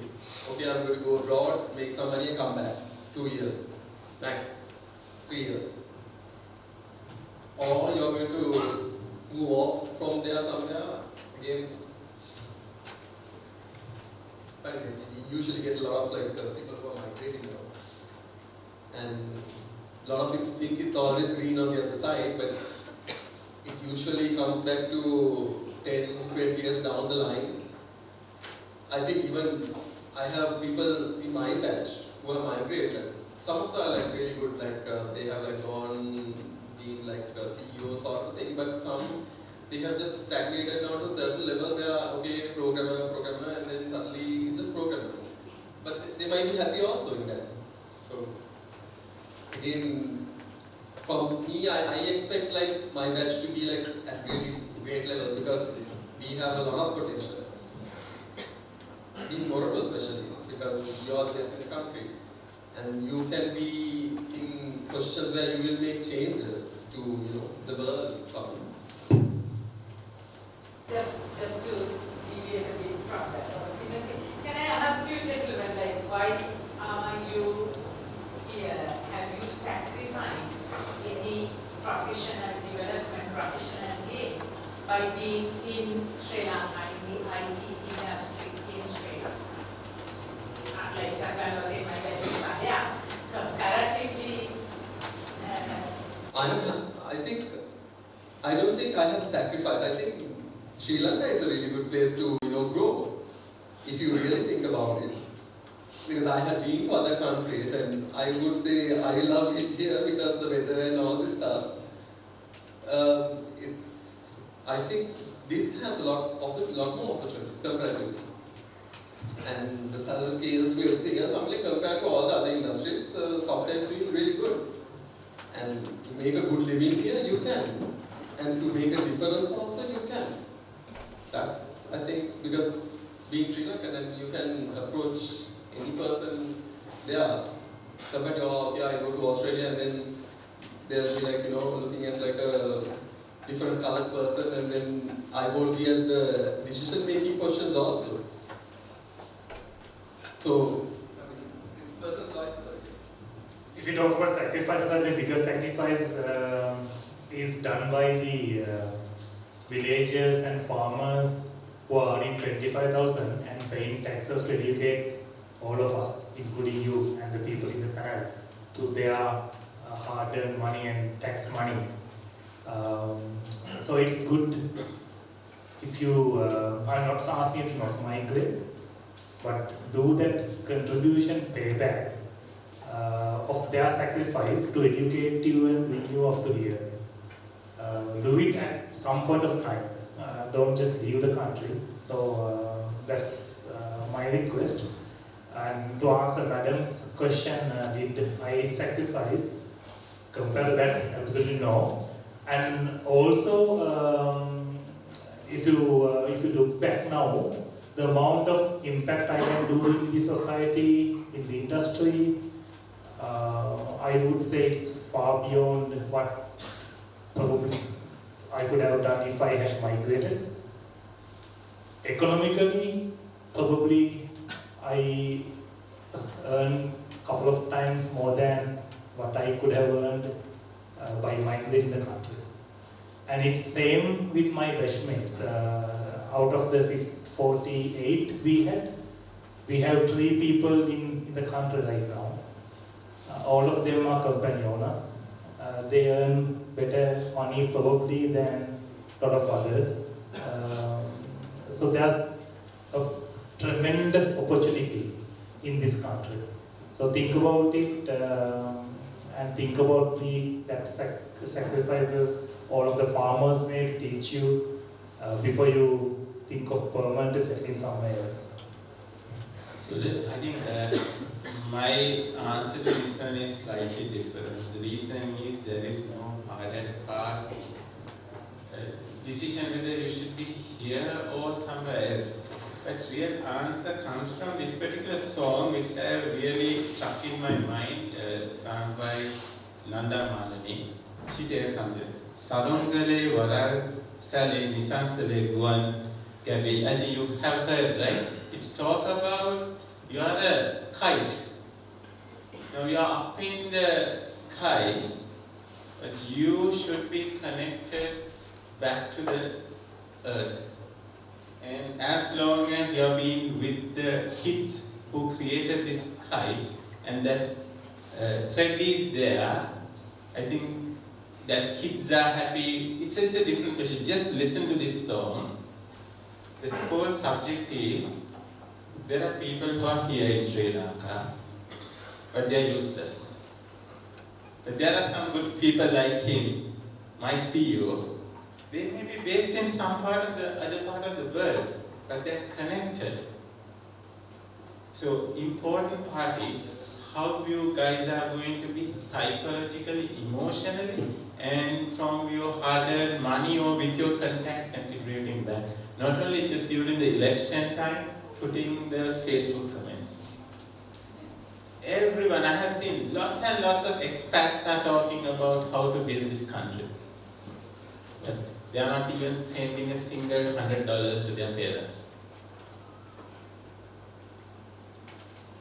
Just see, my take is, if you look at a lot of people, I think people who started this industry goes to the most of our company CEOs, founders. They are still either there or they have come back or still having that traction, but they are connecting this small piece of hub with the rest of the world. We are a hub nation. We are very good in that. We have to have our own identity because Sri Lankan identity is really different even in Silicon Valley or in East Coast. They have clear, those who know us, they know we are totally different to our subcontinent, other people. They know that. They know how we are totally different to our Indian friends, to Pakistanis, Bangladeshis. They know we have our identity. So how we are going to connect, use that our Sri Lankan identity and connect that knots, economic ties, relationship, that is very important. So some people, intelligent people should be here. Not like, Hasid, how many people are out of your batch in Sri Lanka? Three. I think in my batch also maybe very few. From electronics, maybe 2 to 3 people out of 50. Your batch had 50 or 100? 50. So my batch also 50. So that's a reality, but I think if we had a little bit more, at least 15, 20 people, it would be much better balanced, because while some people are there connecting here, there should be another set of people to run and drive it here. So I humbly request, we'll have the right balance, right? We are not asking everyone to be here, but what's the psychological? Some let's be here, we'll be the drivers of sheer forces of doing this transformation change, and others from other side, other parts of the world be connectors. Give us knowledge, give us business, give us contacts, but I think we need to do that. Most of our expats are not really connecting this tiny place with wherever they are there. The reason is, most of the time I found the reason is, they are just being a mediocre people who are just settled being a follower. Important part is, as we said, find your passion, impact, standing on the shoulders of the giants, then you have become much bigger giants, and then you are being heard, and you are in a decision-making position to contribute back. So I think let's look at this entire migration problem in that angle. That's my humble request. Add to that, so I have been actually in US for about 4 or 5 years, and then came back, so I want to settle here. But I think you all should move out of the country for a period of at least 2 to 3 years. Understand what out there and how different they do things, right? That gives a different exposure. You must have to have that. Are you going to settle there? Have I sacrificed something? Of course, yes. It's at the end all about trade-offs. Your decision is a trade-off. In your personal life, any decision is a trade-off. You marrying a person is a trade-off. You choose to not to marry is a trade-off, right? So all have goods and bads, right? And then how you take it is up to you based on all the personal surroundings and the needs, right? Why I am here for all personal and selfish reasons sometimes. I love the food here, right? I love the friends I have here. So those are my selfish reasons. But what I have lost, yes, actually if you being on Silicon Valley, the opportunities that get you as an entrepreneur is amazingly different. If you have a brightest idea, there are enough investors to invest on you. Here it's more like taking a feather out of the tortoise. So it's not easy. But there you have immense of opportunities. So that's a trade-off. Maybe I don't want that. There may be opportunities you should try out. But my request is you should step out of this country at least for 1 or 2 years, experience that, come back and do something completely new, or maybe something that you're passionate about what you're doing. It's an experience you must have. Don't disregard that, right? Don't take that out. Do it. You might settle in places that you might enjoy, and you might come back and contribute. As Hasid said, yes, we owe something to the country. You have to contribute to the country. That's a must. But again, so things that you learn out of when you go out and learn from these different cultures and different kind of intellectual capacity people, definitely going to help you in your career. It's helped me. It's going to help you. Yeah, so I do know that this is sort of a hot topic because I sifted through like 200 questions last night, and I know that there was a lot of questions in this regard as well. So are there any questions from anyone regarding any of what has been said?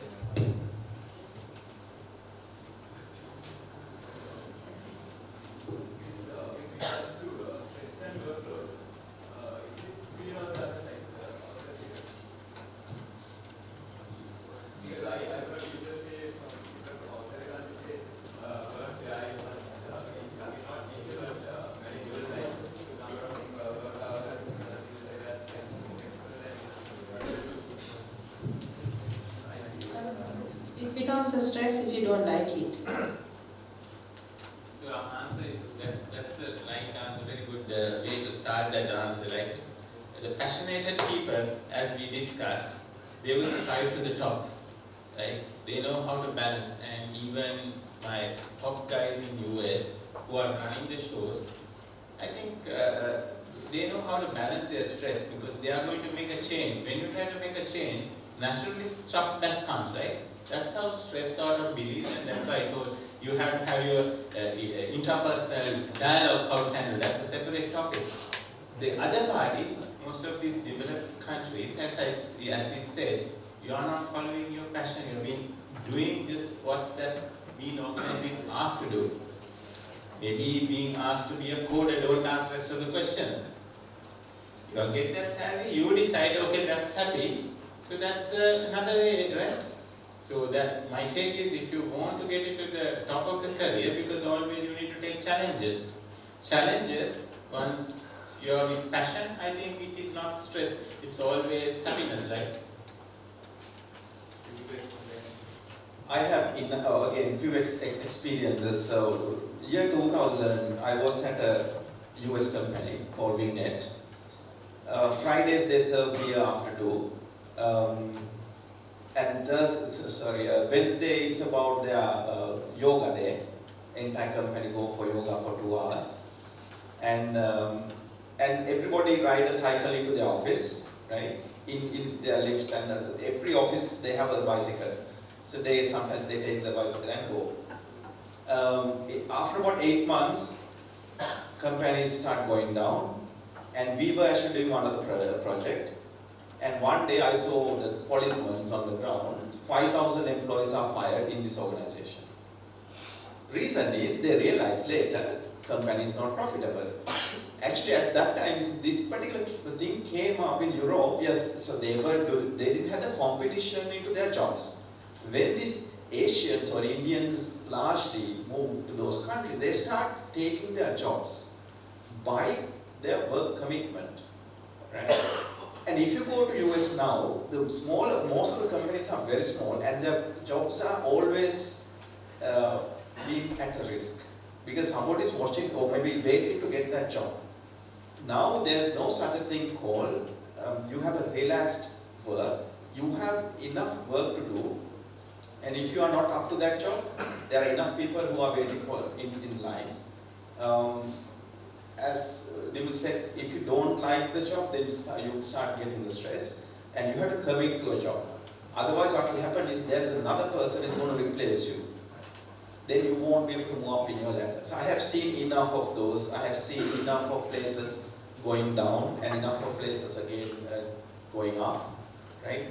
Mostly because of this commitment from these employees. Are you committed to your job? It's not about doing your 8-hour job. Doesn't matter it's 8 hours or 4 hours. Commitment to produce that output, right? So it's no such a thing called just relaxed work in other countries. The problem is, yes, if you want to get a relaxed, you go do a more like a mediocre job. You get paid, you go home, but you won't have a career, right? After a while, your job become obsolete. As everybody said, your skill, the knowledge is going to be obsolete. Your particular skills also going to be obsolete. Somebody is going to replace you, right? So don't expect any of these nice hunky-dory jobs. Commit to the job, right? Then you will start enjoying that. Tushan is very right on this. My 15 years of career, I have never had a stress in a single day. Never had a stress in a single day. So I can't really recall like when people say my job is stressful. I don't know what that feeling is. But I had worked 20 hours continuously certain days, having only 4 hours of sleep, that also in the office for 2 years once, right, in a very tight project, but never had stress. Like we, in the midnight, we give the release around 1 o'clock to QA, and we play one bump in the organization until QA does the testing. 4 o'clock in the morning, we get the QA report, and then we do the deployment, right? We had a lot of fun. So it's exactly about if you like what you are doing. If you have stress, then you are not doing what you like doing. I'm not asking you to do that, right? I think a lot of people in this stage knows what I'm saying, but it's not no longer there in our industry, because we got into the industry when the industry was very immature. There was nothing which we could depend on other than hard work, but there are a lot of support today. The industry is probably not that stressful today. I agree on that with Tushara. I have a slight different opinion with Tushara on the other subject of migration. You absolutely need international exposure, absolute need, but you can actually do it from here also. You don't need to go and settle, but you can actually go on short-term visits and stay there. That exposure is vital, but it doesn't mean that you need to settle there. I know a company run by some of my friends. None of them had ever migrated or stayed long-term, but their earning is 5-10 million a month. Personal earning, 5-10 million a month. That's quite a decent money, right? You agree? I'm not talking about the yearly income, monthly income of 5-10 million. That's possible within Sri Lanka. Can I guess I step in. A number of things, because first of all, your question about stress is I agree with all of you. And especially at your age, if you are thinking of finding an easy job, don't even stay here, just go out and find, perhaps get a 3-wheeler, that's what people seem to be doing. Don't ever think of that. When you play a computer game, do you want to stay at the lowest level, and you try your hardest to get the most hardest level. But when you are thinking of a job, you are trying to, why do you want to find an easy job? There are no easy jobs. Having lived overseas for more than 20 years, I have sort of a number of different things. So yeah, now, there are people who are highly stressed, Sri Lankans and Australians and Europeans, because I worked in Europe as well. It's because they are trying to do something or doing things, and their attitude towards the work is that you work to get the money. You work 5 days to earn the money to have fun on 2 days. That kind of attitude, don't ever think of it. This is what I tell my kids as well. You have to make your job your passion, your life, and then you are going to work to be involved in your passion, in your hobby, so that what else do you want? And in that case, the salary and all that becomes a bonus. So at this stage, try to find the hardest job, but also think that you really enjoy. So if you, they are definitely a single. Well, the key is and trying out the tea in different ways, and then you find the area which you really feel something passionate about, and then work on it and do the hardest part. And also, I think also volunteer, jump in and try to find the hardest job. That's the hardest thing to do. That's where then you have the best opportunity to prove yourself, because if it's very, very hard, even if you fail, you are going to get the people will think, oh, this guy really tried hard, rather than doing the easiest job and then doing well there, doesn't matter. But coming back to being overseas and so on, first of all, I'm very much a Sri Lankan. I love my country, and for this reason that I'm here as well. And to start, I couldn't have done what I have done so far, and what I'm going to do, I'm planning to do in the future, unfortunately, if I stayed in Sri Lanka, because I'm a researcher. And I must also say that 80% of my research team, I have a research center, data analytics and cognition, artificial intelligence, at the moment over in Australia, are Sri Lankans. And the power, the core within that, the people who really make things happen are the Prime Minister of Portugal. I'm very proud of that. But if I stayed here and set up the research, it would have been very hard to do that. The type of work, for a number of reasons. The exposure that I have, the people, the researchers that I work with, the type of publications that I do, it wouldn't have been possible for me to. I'm thinking of, this is just one aspect. So my ambition is to have this research center to be one of the best artificial intelligence centers, practical AI centers in the world. At the moment, we are just setting up a joint lab with Tsinghua University, China.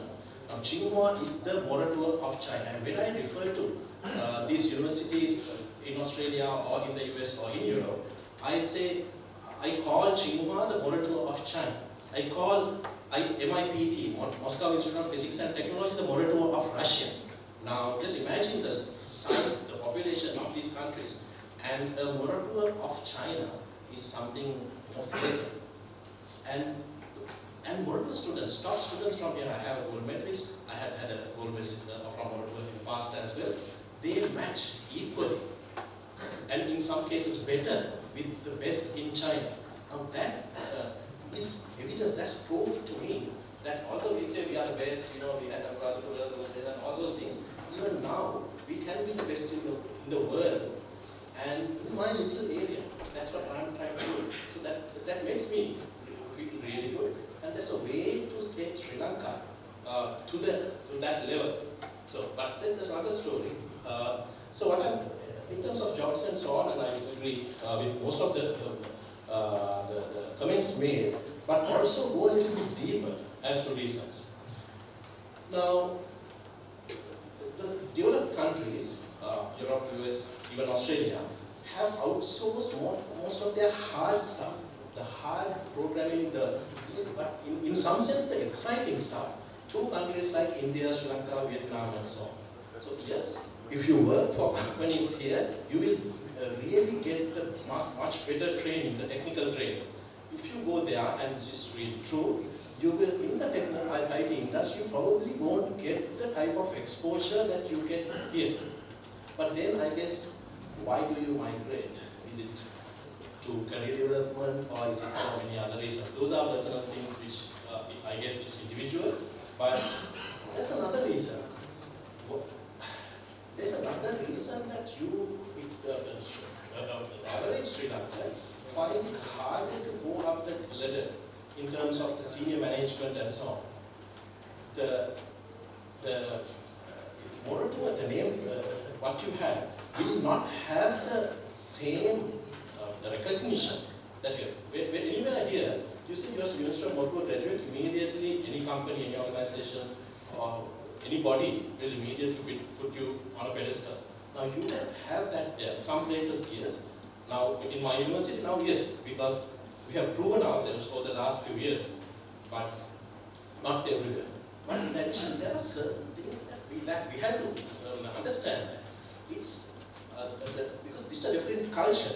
Now we are whatever, as Asians overall, not only us, Indians and so on, we taught to be humble. It's great to be humble, and I really believe in it. But the thing is, that might be considered our way attitude, the way we walk, way we talk, way we dress, can be interpreted as a weakness by someone. Now, how do we match that? The way we communicate. So, when it comes to leadership management, although inside us we may have that, the people, the senior managers, the CEOs to the top management there may not understand, or you may not be expressing yourself out properly, appropriately. That is one of the reasons. Now, even in universities, there are 30 odd universities in Australia. There are no vice chancellors, non-Caucasian vice chancellors at the moment. But over the last 5 years, several deputy vice chancellors, even at Monash, there's a Pakistani, have started appearing. RMIT, there's a deputy vice chancellor who's a Chinese, and so on. It will change. It's changing because people are learning, the Asians are learning that in a different country, a different culture, that your inner strength has to be shown, come out as well. Now, I, for myself, have fared reasonably well. One of the reasons is I used to do a lot of sport, I captained teams, and so on, in addition to my academic work. Those things became useful at some stage. But those things are not so considered, not so important those days. But now I think we have the extracurricular activities, the debating, all those things come to value. That is one of the reasons that, not all the reasons, but one of the reasons that people may not rise to the senior management level. But obviously, yes, we Sri Lankans, we stay in this country, we have much higher or better options of getting to senior management, setting up our own companies and so on, rather than doing outside. But again, it's something, I guess, finally it comes to a personal thing. And even it would be fantastic, I think the country, you have to help to build this country. I myself had 16 years of free education in this country, so definitely I'll, the rest of my life and so far as well, do my best to contribute, and you should as well.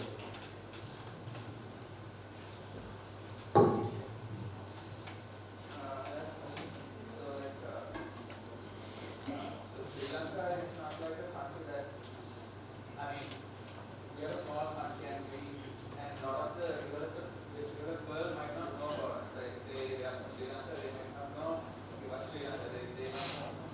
And they are also big people of brown skin. And what kind of, I mean, giving a practical real world, like what kind of discrimination, what level of discrimination will the average Sri Lankan face in the various parts of the world. I mean, if you were to go abroad in the IT industry. To me, all of us have been overseas also. Personally, well, when a foreigner comes here with his Chinese or whatever, we call a sutta and all that, probably, is it discrimination? Is it? But there are always racism everywhere. Here, as overseas, there are some places that's very dangerous to be. It's here as well. But I guess Asia, we do have certain things we care, compassionate a little bit more, but I think those are things that we should be talking this is not the time or place for it. But you will have to work a little bit harder, as I said. Moral work will not matter so much there, but what you learned in moral work, do you have the ability to express that, bring that out? Then of course you have to learn some other skills to get that out. So that's where I think the extracurricular activities, being exposed to all the others should matter. But being a brown person, there are lots of brown people, as you know. The CEOs of top companies are brown people now. I personally haven't had so much. Of course, I have felt the difference, but it hasn't been so difficult to sort of push through. If you are good, if because finally the organization needs you. Because the world, it's a global world. So to do well, it's competitive. So you have to.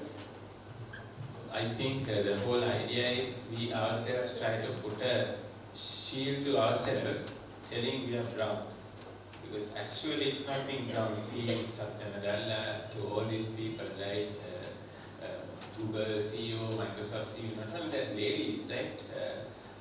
PepsiCo CEO, lots of and Iranians, Iraqians, interesting top characters are running the world #1 Fortune 500 companies. So very few white people are now running the corporate world. Only difference is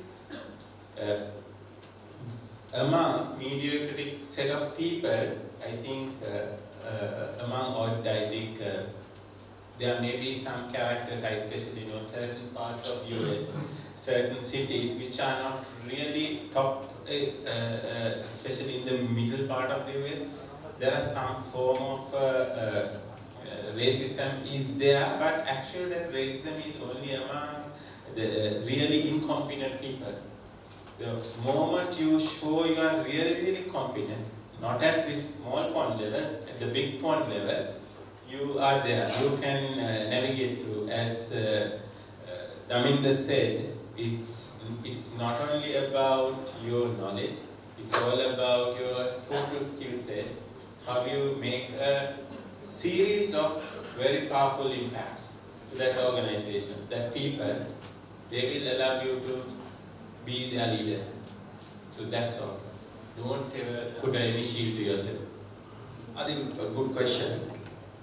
But if you are competent and if you are confident, any of this doesn't matter, right? I think I have enough experience. I have seen, as I told you, some of the CTOs, CIOs. Sajendra is a CIO of a good bank in UK, one of your branch, right? I think there are enough examples. But if you are competent in our industry, good thing is our industry appreciate the craftsmanship, right? So if you are really crafty in what you do, because we are engineers, right? So then your appearance doesn't matter, right? What really matters is your craftsmanship. But he made a very good point, which is the ability to present ourselves in front of a group, how you present, how you dress, how you talk. That makes sense, right? So in some places that is actually required. Because it's required, you need to make an effort how to talk in a forum, raise your voice, put your point across. Those are the skills you need to develop, other than your craftsmanship. If that is there, I think none of these things matters at this age. So don't worry. The first visit I went to upload. I went with my mentor, Mano. He was much senior to me, 20 years senior, and he lived abroad and all of that. And one advice he gave before we got down from the plane, he said, Hasid, your color of skin no longer matters from here onwards. That was what he said, right? Your color of your skin no longer matters from here onwards. Just be yourself, be confident. And that was actually one of the best advices I ever got. So for me, when I step out into any other country, I really don't care, right? I don't care the color of the skin. And it probably ends, I know others might be caring, right? When you go to a European country, when you are the only brown person in the meeting room, others might look at you as a brown person, but you need to ensure that the moment the meeting starts, others will no longer care, right? That's your confidence, that's how you present yourself, that's your knowledge, and that's your contribution to the meeting, which will show that Sri Lanka is no longer different. And it's true, a lot of people might not have heard of Sri Lanka, right? When we say we are from Sri Lanka, people think we are still on the trees sometimes, right? So that it's your knowledge and your confidence and your contribution which would show that no, we are probably miles ahead of some of the people living in those countries. And racism is there everywhere. Like I have a lot of friends in Australia. When I talk to them, they say, "Majan," they call us Kadis, right? When you go and stand in a bus stop, all of these small girls and boys, they come and joke about Kadis, right? And all of that. So it's there, right? I mean, it's in someone else's head, not in your head. So that's very important. If you take it into your head, only it impacts you. So remember that when you step outside the country, your color no longer matters, right? You forget about your color. Just a quick thing. So I just want to give an example. Perhaps many of you don't know, the highest paid executive in Australia is Shemara Vikramanayake, obviously from Sri Lankan origin, and she's paid $18 million a year, while the top, there are four top banks in Australia. The top bank CEOs paid about $5 million a year. So that's obviously something to know. So Shemara Vikramanayake, and highest paid executive in Australia, head of the Macquarie Bank. It's an investment bank like NDB, and she's paid 18 million, while all the other bank CEOs 5 million per year. So are there any other questions from the audience?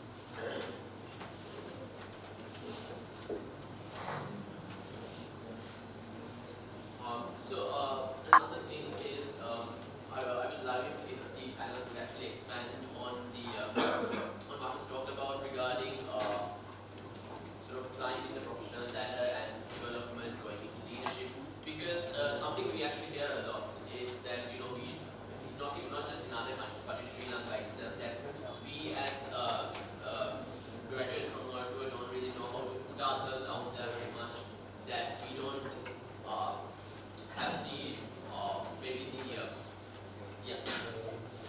that we don't really put ourselves out there, and therefore we don't get that opportunity to sort of climb the corporate ladder. And we say that we hear a lot that we sort of need to do this. We need to demonstrate what we know. We need to talk out loud in the presentation room or whatever.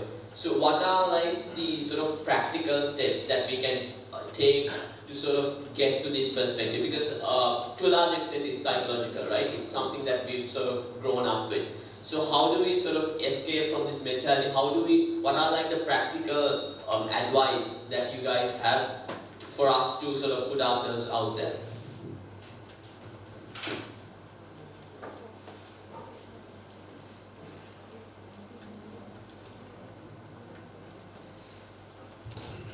Okay, from a corporate perspective, going up the hierarchy, that's one of the main problems I think a lot of people have. Even I had it. I was at Dialogue long time back. I started the career there, and then into the first year also, I have been doing great. I have done all the things, I have like generalized the whole thing, make it easier and everything, and I went to the performance review, and then I just, everything was there. I don't have to explain anything because it's all there. And I waited and nothing happened. For the next year, one of my friends, he's not promoted or anything like that, he just told me, just go there and tell what you have done and then say why you should be getting this. And I did that and I got a promotion. Alright, so from a management perspective, I think in generally, any company, they want to know how you have made the difference. And you have to market yourself and then show it. Do not expect that, okay, my senior is going to see me and hopefully I'll be like promoted and everything is going to fall my way. That's not going to happen. Even Morocco or wherever, doesn't matter wherever you are, wherever you're coming from actually. So you have to show your superior person the things that you are doing. It's not going, because as a person, imagine like, okay, I'm a manager, I have like 20 people I'm managing, and then I have to remember each and every one of them. That's a tough one. Because your performance review going to come at the end of the year, and at the end of the year, we have seen situations where, end of the year, the manager or the superior will see the last thing that you have done. And if the last thing was a bad thing, your whole year is going to be categorized according to that. I mean, we are human. We won't remember every small little detail sometimes. Yeah. So you have to make yourself known. You have to show your work also. It's going to be an ongoing thing. It's not going to be at the end of the year, I'm going to show it as a performance review. Like take every month even, during, like when you are doing in your career, every month you have to make sure that okay, your superior knows the best thing that you have done also. And the weaknesses and how am I improving that also. At least you are making that effort. You have to show that. And you have to build that perception in that person. I'm talking like, really corporate level stuff. It doesn't matter IT organization. It can be any organization. Any level from a corporate point of view, that's the general thing that you have to see. And you have to show yourself. More to in general, I'm saying for myself also, at that time, we are not doing, even I was not doing it. Because I was expecting that, okay, people will notice and then hopefully my performance will be recognized. There are cases that it will be noticed, but then again, market yourself as well. But practice it now itself. You are going for an interview and you have to market yourself at the interview also. The same thing that you have to do it throughout your year, throughout your career as well, I guess. Madam, can I be the bad person here? I'll tell you, 20 years ago, people never cared whether we are from Molatura. Molatura didn't have a brand name. It was the time. There was one difference. Most of the people at that time, they were humble but confident. Let me be the very bad person to you. Let me throw my finger to you because I can still stand and say, I'm still humble but I'm confident. But I'm telling all of you, you are not humble and not confident. You have mixed the two. You guys think simply because you are from Molatura, simply you are from CSC, you guys think you can do. It's not actually your confidence. It's because you think, attribute, because I came out of CSC, because I came out of Molatura, which has created that brand name, I have got that brand name attribution. It is like a useless guy driving a Mercedes S-Class and he thinks, okay, I'm really dumb. Just a kudda driving. So he tries to attribute that Mercedes things to himself. So I want to be a very bad person. The reason is over and over this has been discussed. But humbly I'm telling you all, you guys need to change this. Because the reason is we are in a situation in public forum, now we are getting really reluctant to say we are from Molatura. Because of this new generation students, we have to figure it out why it has happened. You guys have really mixed up humbleness and confidence. That's something I want to tell. Honestly, not only you, even Ranga personally comes, Dr. Rang, he said, these students, I don't know Sangha, but I am fed up teaching to these students. Because they claim their attitude issues are there, all these things. So I think just talk to yourself and ask that question. Am I humble? Am I humble? Am I confident? Hasit, I will let you because actually I am not belonging to CSC, but I spoke on behalf of General Molatura, but let Hasit and others, especially CSC, or I think you all talk, because I don't want us to talk behind this scene and talk about these kids they are not no more like them, we don't really like to hire them, all these things. That sort of subjects I don't want here because we are part of this family, we are elder brothers of you all. I want us to rebrand ourselves. Hasit, you want to add something to this? Sorry, I know. Since you dragged me into it, yes. Yes, not a subject I'm very fond of talking, but you are exactly very, very correct. all of, I think Vishakana will also probably talk about, if we ask, because industry feedback about Moldova is that Moldova has changed tremendously. Rather than building organizations, I don't know why it has happened. People don't, when you go out, what do you want to do? Go and build the organization or build yourself? Right? What do you have in your head?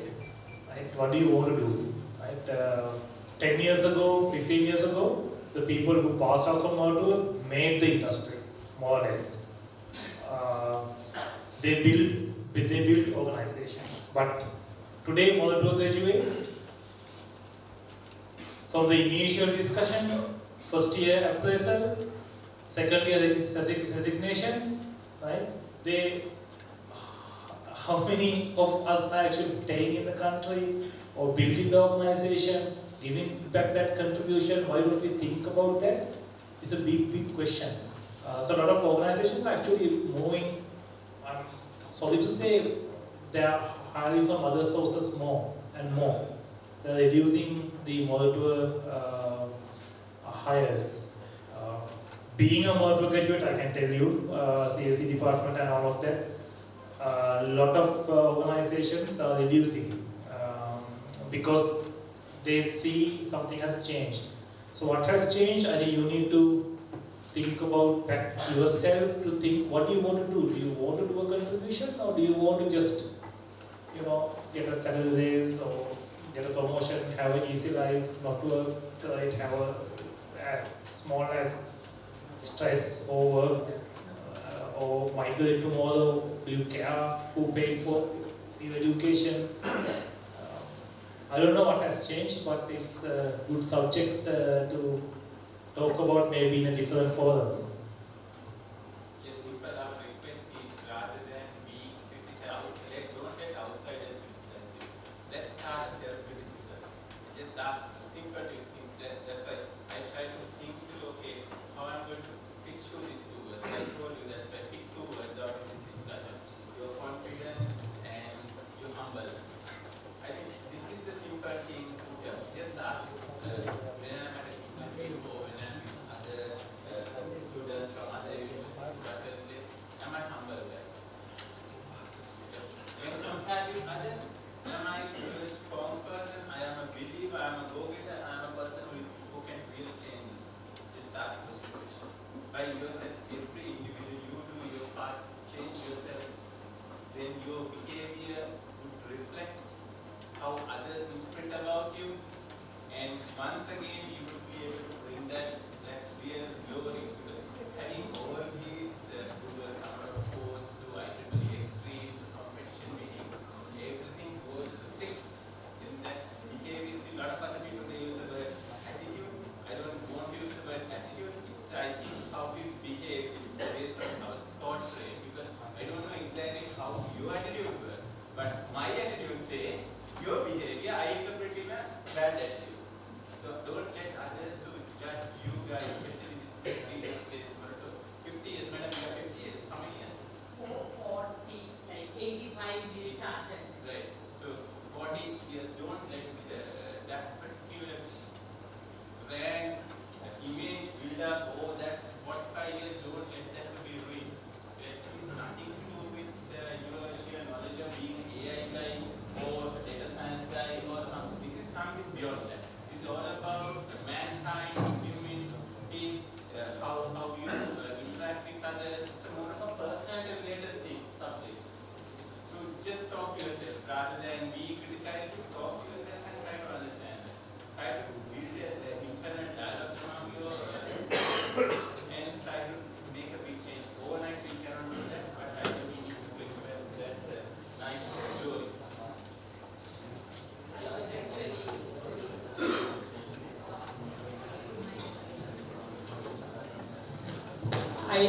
when we talked about the skin color, I was actually going to ask this, because would you recruit somebody just because CSC is engraved in their forehead? That, I'm really happy. One of the regrets I have as a teacher perhaps is, if you would remember, if you would recall, CSNES at one point said, when you are the best, rest doesn't matter. Projecting exactly on the confidence you talked about, Sankalpa, I think that was our thing. When you are confident, you are on your own, it doesn't matter. But I think we made it wrong, perhaps. People think today, this is something I have been telling you over and over again, don't ever think just because you graduate from the establishment that you're not going to get anywhere. And now we have even gone like just riding on the good name, we have even got, as it said, and day in and out we hear, we don't want to hire any, I mean like, not anymore, but CSE is not a special place. CSE, I don't think we should have ever been a special place. What we wanted was you to be capable and have the confidence. Instead of having that confidence, you try to rely on the good name built by others and demand things. The regret I was going to say, Tushara was a couple of years junior to him.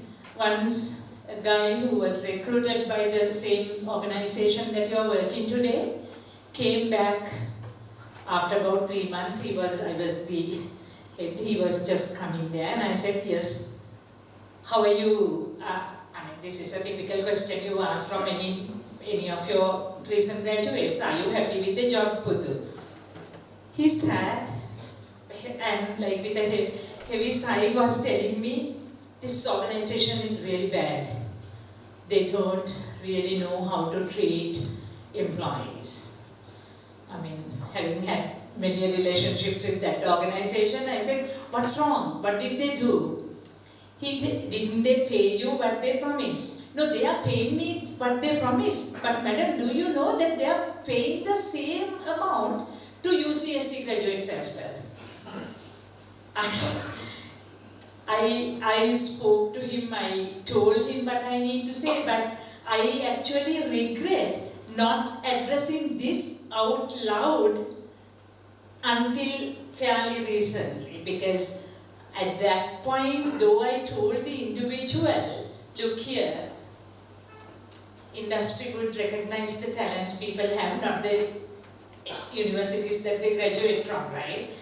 But whether, I mean, we did not, what you just said, be humble and be confident, and that's what is important. But we probably try to wear that cap and not be confident of our talents. So I challenge all of you, if you are confident, that's when you would raise your hand and ask the question, right? But obviously, yes, I think another day may be a bit too late. We need to do it now.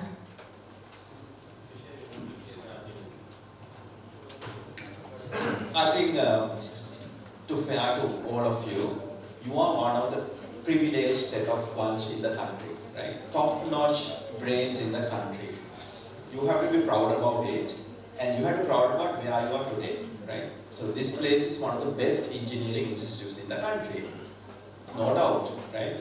And why you are here? For a special reasons, we have proven amongst the rest, you are the best, right?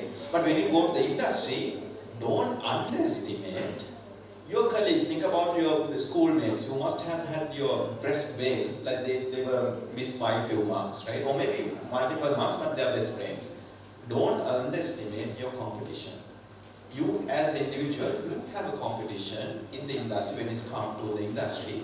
There could be even a non-graduate will have a particular set of skills that surpassing you. So that's where I think all of these we're talking about. Don't underestimate you. So you have the best brains, you have the best capacity, you are privileged. And this institution gives you that branding and endorsement. Hey, you are coming from one of the reputed players. In that case, you have a particular standard that you maintain. Your lecture panels, to the facilities, to the colleagues that you have, is giving you that competence and the confidence, right? Ride on it. but don't underestimate your competition. Competition can come from anywhere. It can come from private universities, the foreign universities, or maybe other public universities, right? So then demand for the skills that you have, right? Not because of, as I said, just because you're coming from the particular institute. It's not that. It's a self-brand. Use that. Again, so don't get disheartened. So you have a privilege. You are a privileged bunch. And rest of the people don't have that privilege. You got one of the best lecture panels, you got one of the best facilities, and you got one of the best colleagues, right? So look around, all of these are one of the best in the country. Use that, step up your game, don't underestimate the competition. Right? Demand for what you have. Not because of demand, the rest of the things. Those actually don't last for long. Nobody will ask which school you are from today, right? Yeah. Nobody asks what is your O-level results today. Nobody asks what is your A-level results today. Same thing happens, it's only the entry. So university degree becomes the entry to the organization. After that you have to prove yourselves. You thought being an engineer is enough. Now you know that, hey, being an engineer is now there is a specialization of being an engineer. Right? So get to that point. But again, so I think underlying the message is, don't be complacent of what you have, right? And have the confidence, you are a privileged bunch. I keep telling you, you are a privileged bunch. There are people who don't have all of these facilities and the capabilities and opportunities. Use it, and if you look at around the country, IT organizations, one of the top places are occupied by the Morocco people. There's a reason for it. Same time, there are utter failure bunch also there equally. Right? Then again, that's what I'm saying, don't be complacent. Play your game, so step up, play your game. You are privileged, use that opportunity. So, one thing that I can share my experience from the previous interviews that I had. I did like a couple of interviews in Career Fair and other like for ENTC and other universities as well, like ZIIT, UCSC. I've done like for the last 3 to 4 years. So one thing that you can improve from yourself is people coming from sometimes other universities, they have many impacts. They have done already impacts to the society. So since you talked about the impacts, like they have contributed to open source projects. They have there in their CV Apache projects, and they have done many projects from themselves. And they are doing some CSR projects as well to make an impact to the society. And they have done self-studies, they have done cloud certifications. Everything is there in their basket. So, but what is lacking from like CSC and the Morocco is sometimes they don't care about making their tool set and making their skill set into that basket. So that's something missing from you that I've seen from my experience. So don't do that. Improve your skill set. Do something for the impactful for the society before you come to the interview. So that's very important. And number 2 is, I think that you are really thinking that improving that, moving in that ladder very fast. You want to become a software architect within 7 to 8 years. That's your ambition, but I would say it's not going to work in that manner. You have to have that patience. It's a long journey to become a software architect or a tech lead. It's not going to be an easy journey. So that's another thing. When you're in the industry, you think that I will become a senior software engineer next year and a tech lead in 3 years and become a software architect in 8 years. That's not going to happen for you. And you have to have that patience to go in that ladder.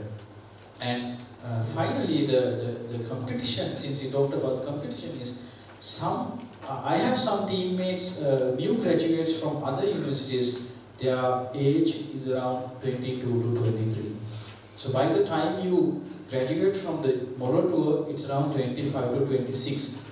So that's the competition you have. So they have already moved in the ladder by the time you graduated and joined the industry. So that's something you have to understand. So don't compare yourself with others, other universities. Have that confidence. For example, from my batch, I said this last time as well, from my batch, I have many friends who are into different streams of software engineering. Like one of my friend is heading the BA team, one of my friend is doing the business analysis and project management, and one is doing software quality assurance. So don't compare your skill set with your teammates, with your colleagues, and with other universities. Have that confidence, be patient, so that you can climb the ladder. Thanks. I think just a little bit on the repercussions, what's happening, how it's going now. A lot of companies are reluctant to recruit unfortunately, and a lot of the jobs that are available it's going to be generally, developer, code cutting level sort of thing. You will be paid high, but from a career point of view, that's a little bit of a 5 years down the line, what it is going to be. Because I recently interviewed one of the graduates, that's like after 5 years, has stayed in the same company for 5 years, which is fine. But the level of skills that is required, lead level, the expectation was not there. And when we throw a challenge at him, he is not willing to take that challenge as well. So be careful about the industry as well, the repercussions I'm telling.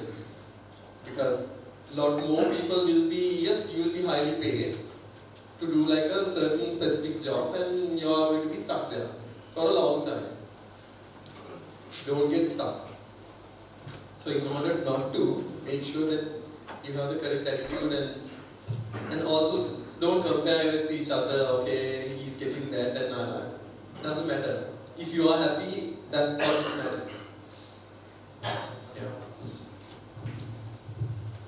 To add to that, I would say it's not just a salary. When you are joining a place, just evaluate your mentors. And when you work for a great person, you naturally see the skill set that's required and the attitude. For example, if you look at the giants in the industry, they're the most humble people. Look at your lecturers, look at their titles, and see how humble they are, right? When you go to the industry, if you get lucky to talk with a giant, you will experience how humble they are. So humbleness is it's like the higher you go, the humble they become. So it's important to evaluate all aspects. Yeah, that is actually something really interesting that I think many of us, myself included, we hadn't really thought about in the past as well. I think there might be some questions regarding that from the audience perhaps.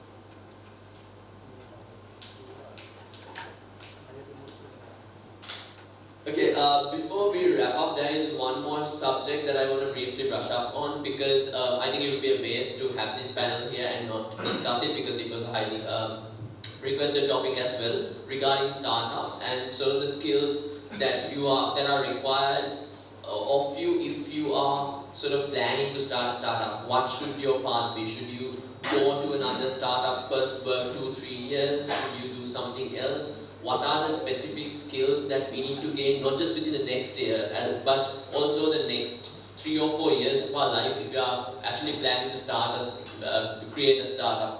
How should we be prepared for that?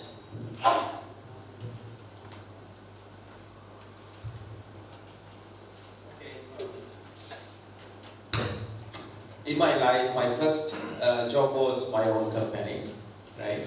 That is 96. After a year, I realized I'm not learning.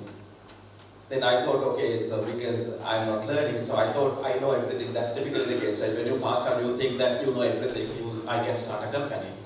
I also the same. Then I started, realized, okay, it was doing okay, but I realized I'm not learning. I want to go back to the industry. So then what I learned all this past 24 years is, if you want to start a company, yes, you have to have a particular idea or a thought which connect to the consumer or actually underlying business, adding value to a particular business. And then you have to have a courage to deal with, remember the word, constraints. Right? So that's a key thing you are going to handle in your startup. What are the constraints? You have a cash constraint and you have a skills constraint, right?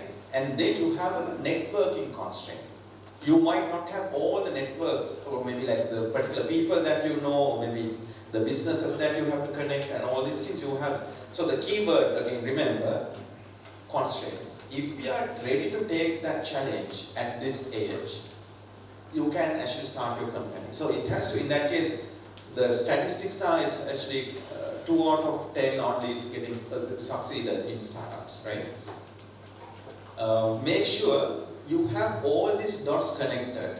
You have the right skills, you have enough cash to manage, and then you have the network for you to go and market or maybe like kind of sell your product, right?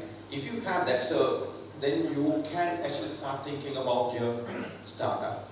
So then that is that idea has to be solid, it has to connect to the industry or the business, and then you should be able to manage your constraints. There can't be any stress because of you can't manage those constraints, right? But again, the question is, do we need to start with a company or maybe start a startup? It's up to you if you can manage that. If you want to learn and start doing something how others do, that's also okay, right? But if you think that I can manage my constraints, I have enough cash who are the investors coming in and investing on my idea, go ahead and do that. It's a very good question. I agree with Tushar a lot on this. I actually had a pretty much similar start. I had my first startup when I was in the university. And up to now 15 years I have started or board 5 companies. Out of it, what I learned so far is that startup is not really about making the product. Making the product technically you all can do, right? But just because you can create a product technically doesn't mean that your startup will succeed. 90% of the startup game is about selling the product.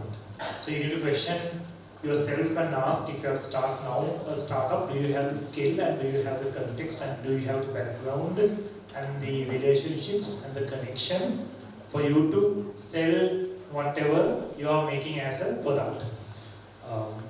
The Sri Lankan context is little different from the Europe I see. Like, how many of you had actually worked in organization other than for your internship before that, when you was in the school? How many of you had actually worked in an organization? Nobody? If I ask this question in Europe, everybody will raise their hand. Because from age 15, 14, they go and work on part-time jobs, McDonald's and different places. So they see that businesses, they see the context, they learn how to sell, and they really see the real problems of the consumers and end users, which they can use by the time they are passing out from the university. And that's why we see more and more startups are succeeding at the university level in the other countries comparative to Sri Lanka. So that is a very important thing for you to have it in your head. A lot of startups in Sri Lanka, the success stories are from the founders who have worked in the industry and got back to do a startup. Like recently, I don't know how to mention the name, there was a 15 million US dollar exit. After 5 years, the founder was, he started at 38 and now he is only 43. He exited with 2 founders, exited with 15 million US dollars, which is quite a good deal. These exits we see more and more. Yes. these exits we see more and more from the people who had actually gained some business understanding by working in the industry. If you had worked from 14, 15 years of your age, by now you are 18 or 20, or 22, I don't know, then you have 8 years of industry experience almost, then you can actually think of starting something of your own. I'm not discouraging, but I'm telling the statistics side of it. I'll just give an example. One of my friend, he's a techie, and he and his wife, they want to learn about gems, like the gems and different stuff and everything, and they didn't plan on anything much, but just to learn. And they went to Ratnapura, they studied about gem cutting and different type of gems and everything, and then they started this idea, maybe we should start a business. The techie guy, my friend, he said, okay, let's start a website with all the stuff, and you can, pick and choose and then buy the gems. His wife, on the other hand, is not a techie person, so she just went over and then bought some gems and then sold it after a couple of months, sold it to a couple of people and made a profit out of it. My friend is still with the website. So, I mean, it's not technology, it's solution, like what you are giving it to the person. So, the wife, she already made money and she's already making money because she doesn't need the website because she made the connections and then was selling it. Unfortunately, that website is still there. My friend is still creating. I don't know when it's going to be launched also. Exactly.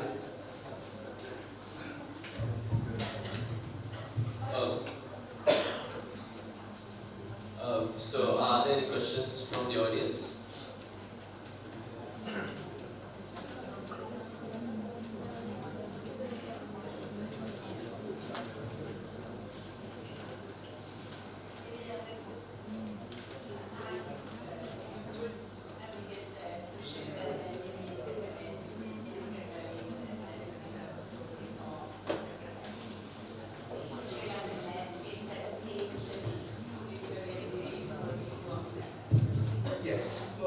This foreign exposure is very important, and if you can go to Silicon Valley and stay there for some time, absolutely it's amazing, right?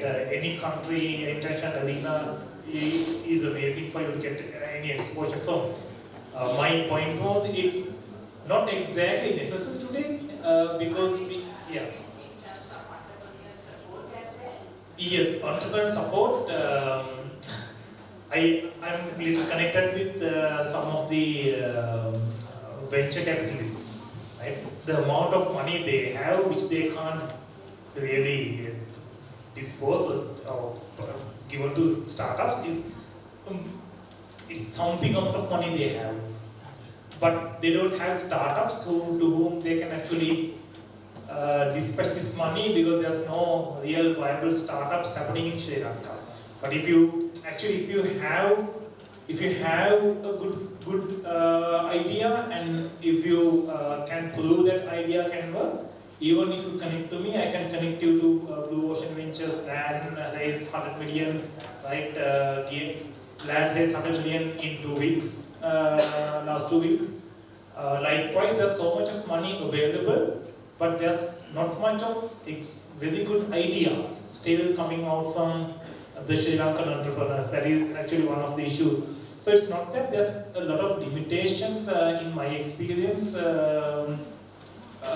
but it's more than the money and funding and all of that. It's the quality of the idea and connection of it, because ideas are cheap. You something the idea, but the connection of it with the real market and the real business environments, that is what is lacking. Like as he said, creating a gem website doesn't mean that you can sell gems on the website. Creating it is anybody can do, but selling is a completely different game. Skills over to kids because they consider more about the pronunciation that they had. And one more thing, like self-satisfaction while they work in a company, and so if they see different sort of people while they value their skills are better than the others, is it offensive or is it not good to ask or fight for their reputation or also? The first question, why? It's not about the technical, this is the best IQ, this is the best set of brains in the country, right? There's no doubt about it. And your ability, learning ability and all of that, your technical abilities, amazing, right? I'm not saying other universities would not have, but you are amazing set of individuals in your intellect capacity. Why companies are having a bit of a doubt is from the contribution point of view, like what your goal is and what organization goals are, how do you align them and ensure that you build the organization and you grow with the organization is a mindset sometimes we see coming better from other faculties. Like they come to build the organization, with the organization they build themselves. But sometimes for some reason multiple graduates has this individualistic mindset that forget about, I don't care about the organization, right? Give me my money, right? Or give me my promotion, right? And I need to get as much as from, I had one of the software engineer from Moldo I hired. Usually we go on the company paid trips, right? And he couldn't make it to the vehicle arranged, so he had to take his car. And he said, since it's a company trip, I need to claim. And okay, I said, alright, it's a company paid trip, but still if you want to claim, we don't make a big fuss. I said, okay, submit a claim form. And he submitted the claim form, and the rate was so high. I asked why. And he said, I talked to a taxi company, and this is the rate they had given. I asked, what's the rate? For the rate to kilometer, it doesn't match now. Then I asked, why still it's higher? No, because for the car to be parked at the venue, they charge this much per hour. So I added that also. I mean, come on, right? You don't do this.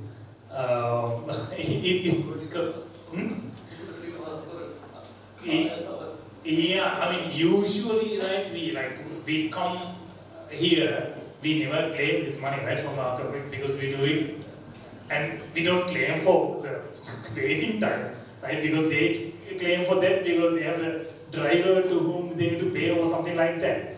But that's not the case in likewise, right?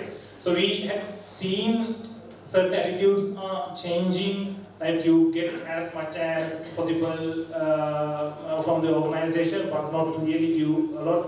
You don't build the organization and build within it, rather than you want to impact, quickly, promotion, next race, and probably next opportunity you take it, go, you don't really, these are the things which are hurting the industry a little bit comparatively.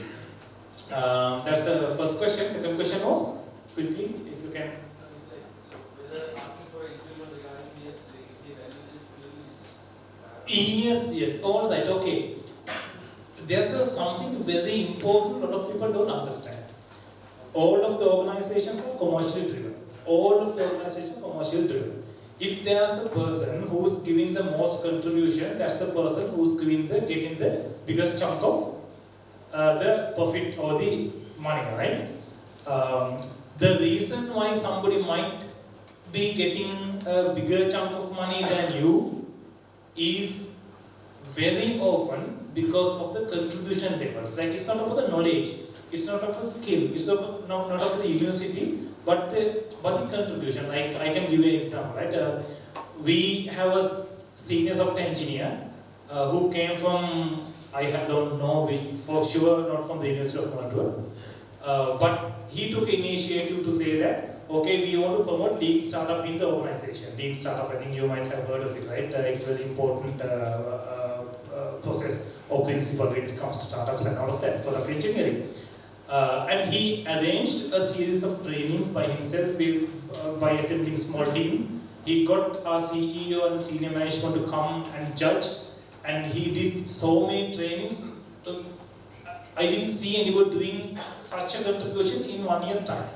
And next appraisal, I know that he's going to get a promotion and he's going to get a raise, which you can't compare to any of the model graduates we have in the organization. And then it's, you can't come and say, okay, I am from Malta, I have more knowledge, I have more skills, but you have given him more salary, we have given him more salary because of contribution. So this is what the issue is, right? It's about the contribution, not really about the knowledge and skill.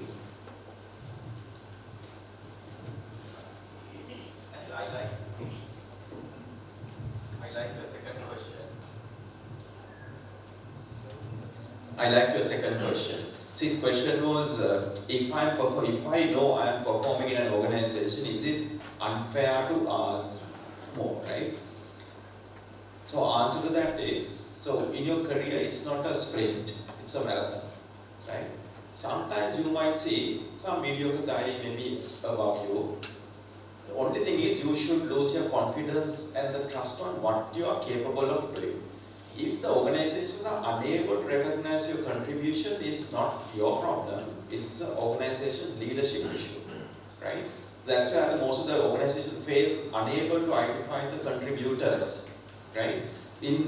Luckily, in modern organization, you have enough data, analytics, that identify who are these even silent contributors in an organization. But again, these things that you should do is you should demand unnecessarily. So let your result speaks, right? Sometimes when you say, okay, I'm doing this and give me a raise, you don't know, maybe some other people also might be doing that or maybe better. You don't know. Problem is you think, hey, I'm there. Sometimes you don't know who others are contributing. That is, you should let your result speaks. Don't demand unnecessarily. Otherwise, it's become more like you are arrogant or a demanding person. But let your results speak. You might come to a place there where your contributions are not recognized.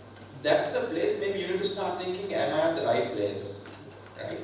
So ask that question and then look at, is it a constant problem or is it a design problem in this organization or is it a one-off? If it's a one-off, keep performing, and as I told you, it's not a sprint, it's a marathon, and one day you will bubble up. I had in my career, so 19 years of my career, it's not all hunky-dory again, right? I had ups and downs, but in a particular times, I had the confidence, my performance was recognized at the right time. So in that case, don't try to demand because you are competent, because you don't know who are the other people who are competent. Because your sphere of knowledge or visibility will be limited. But have the confidence, you know that you are better, keep doing that, what you are doing better.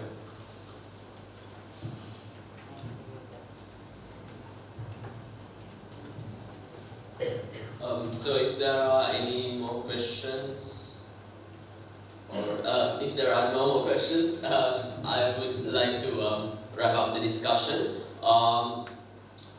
Before doing so, I would like to sincerely thank all of the panel members for coming here today, taking time off your valuable schedules to come and be a part of this discussion. I think we all learned a lot of things that we really didn't think of prior to coming this. We didn't really feel the need to actually think about. So for that, I would like to thank you very much indeed. And with that, I'd like to wrap up this discussion. Thank you, Haritha. First and foremost, let's give a huge round of applause to all the panel members. Thank you so much, Haritha, for that wonderful, I'm sure you would all agree with me that he did a wonderful job. Thank you so much, and probably that leadership shows where you're going. I'm not going to thank people individually, but I'm just going to recollect on something that we did. Remember, in the class, I told you, think about a role model. Think about a person in the organization that you came across that you would like to be in 5-10 years. Many of you had blank faces at that point. Some of you just did it because I forced you to do. My dear children, I believe that the people on stage are the role models that you would like to emulate in years to come. Of course, everyone said how many years of industry experience they have, and when I told them to, you look exactly the same as you looked like many years ago too. Many of them still remember being here and joining an industry perhaps that we didn't know of. When then I graduated, the IT industry was non-existent. But this is what you should be, and I hope that today's panel discussion gave you insight into where you would want to be, right? Where you would want to be in 10-15 years. Thank you so much for inspiring people. Thank you so much for many of you, as you said, come here every year. And the very same thing Hasi was saying, I just float one email, and perhaps the only excuse I get sometimes, like that what would happen with Damita next week is my chairman is going to be in the country and I have meetings, or Srinath's recent WSO2 has planned. That nothing else takes, other than a very important top-level meeting, nothing else takes priority over them being here. So thank you so much, ladies and gentlemen, for being here. You give us the inspiration that is needed to mold these younger people. And I hope you derive inspiration from these panelists. One day, even if I'm not here, somebody would be looking forward to have you on a panel like this. And I hope today we plant the seed for that. Thank you so much, gentlemen. Once again, thank you so much.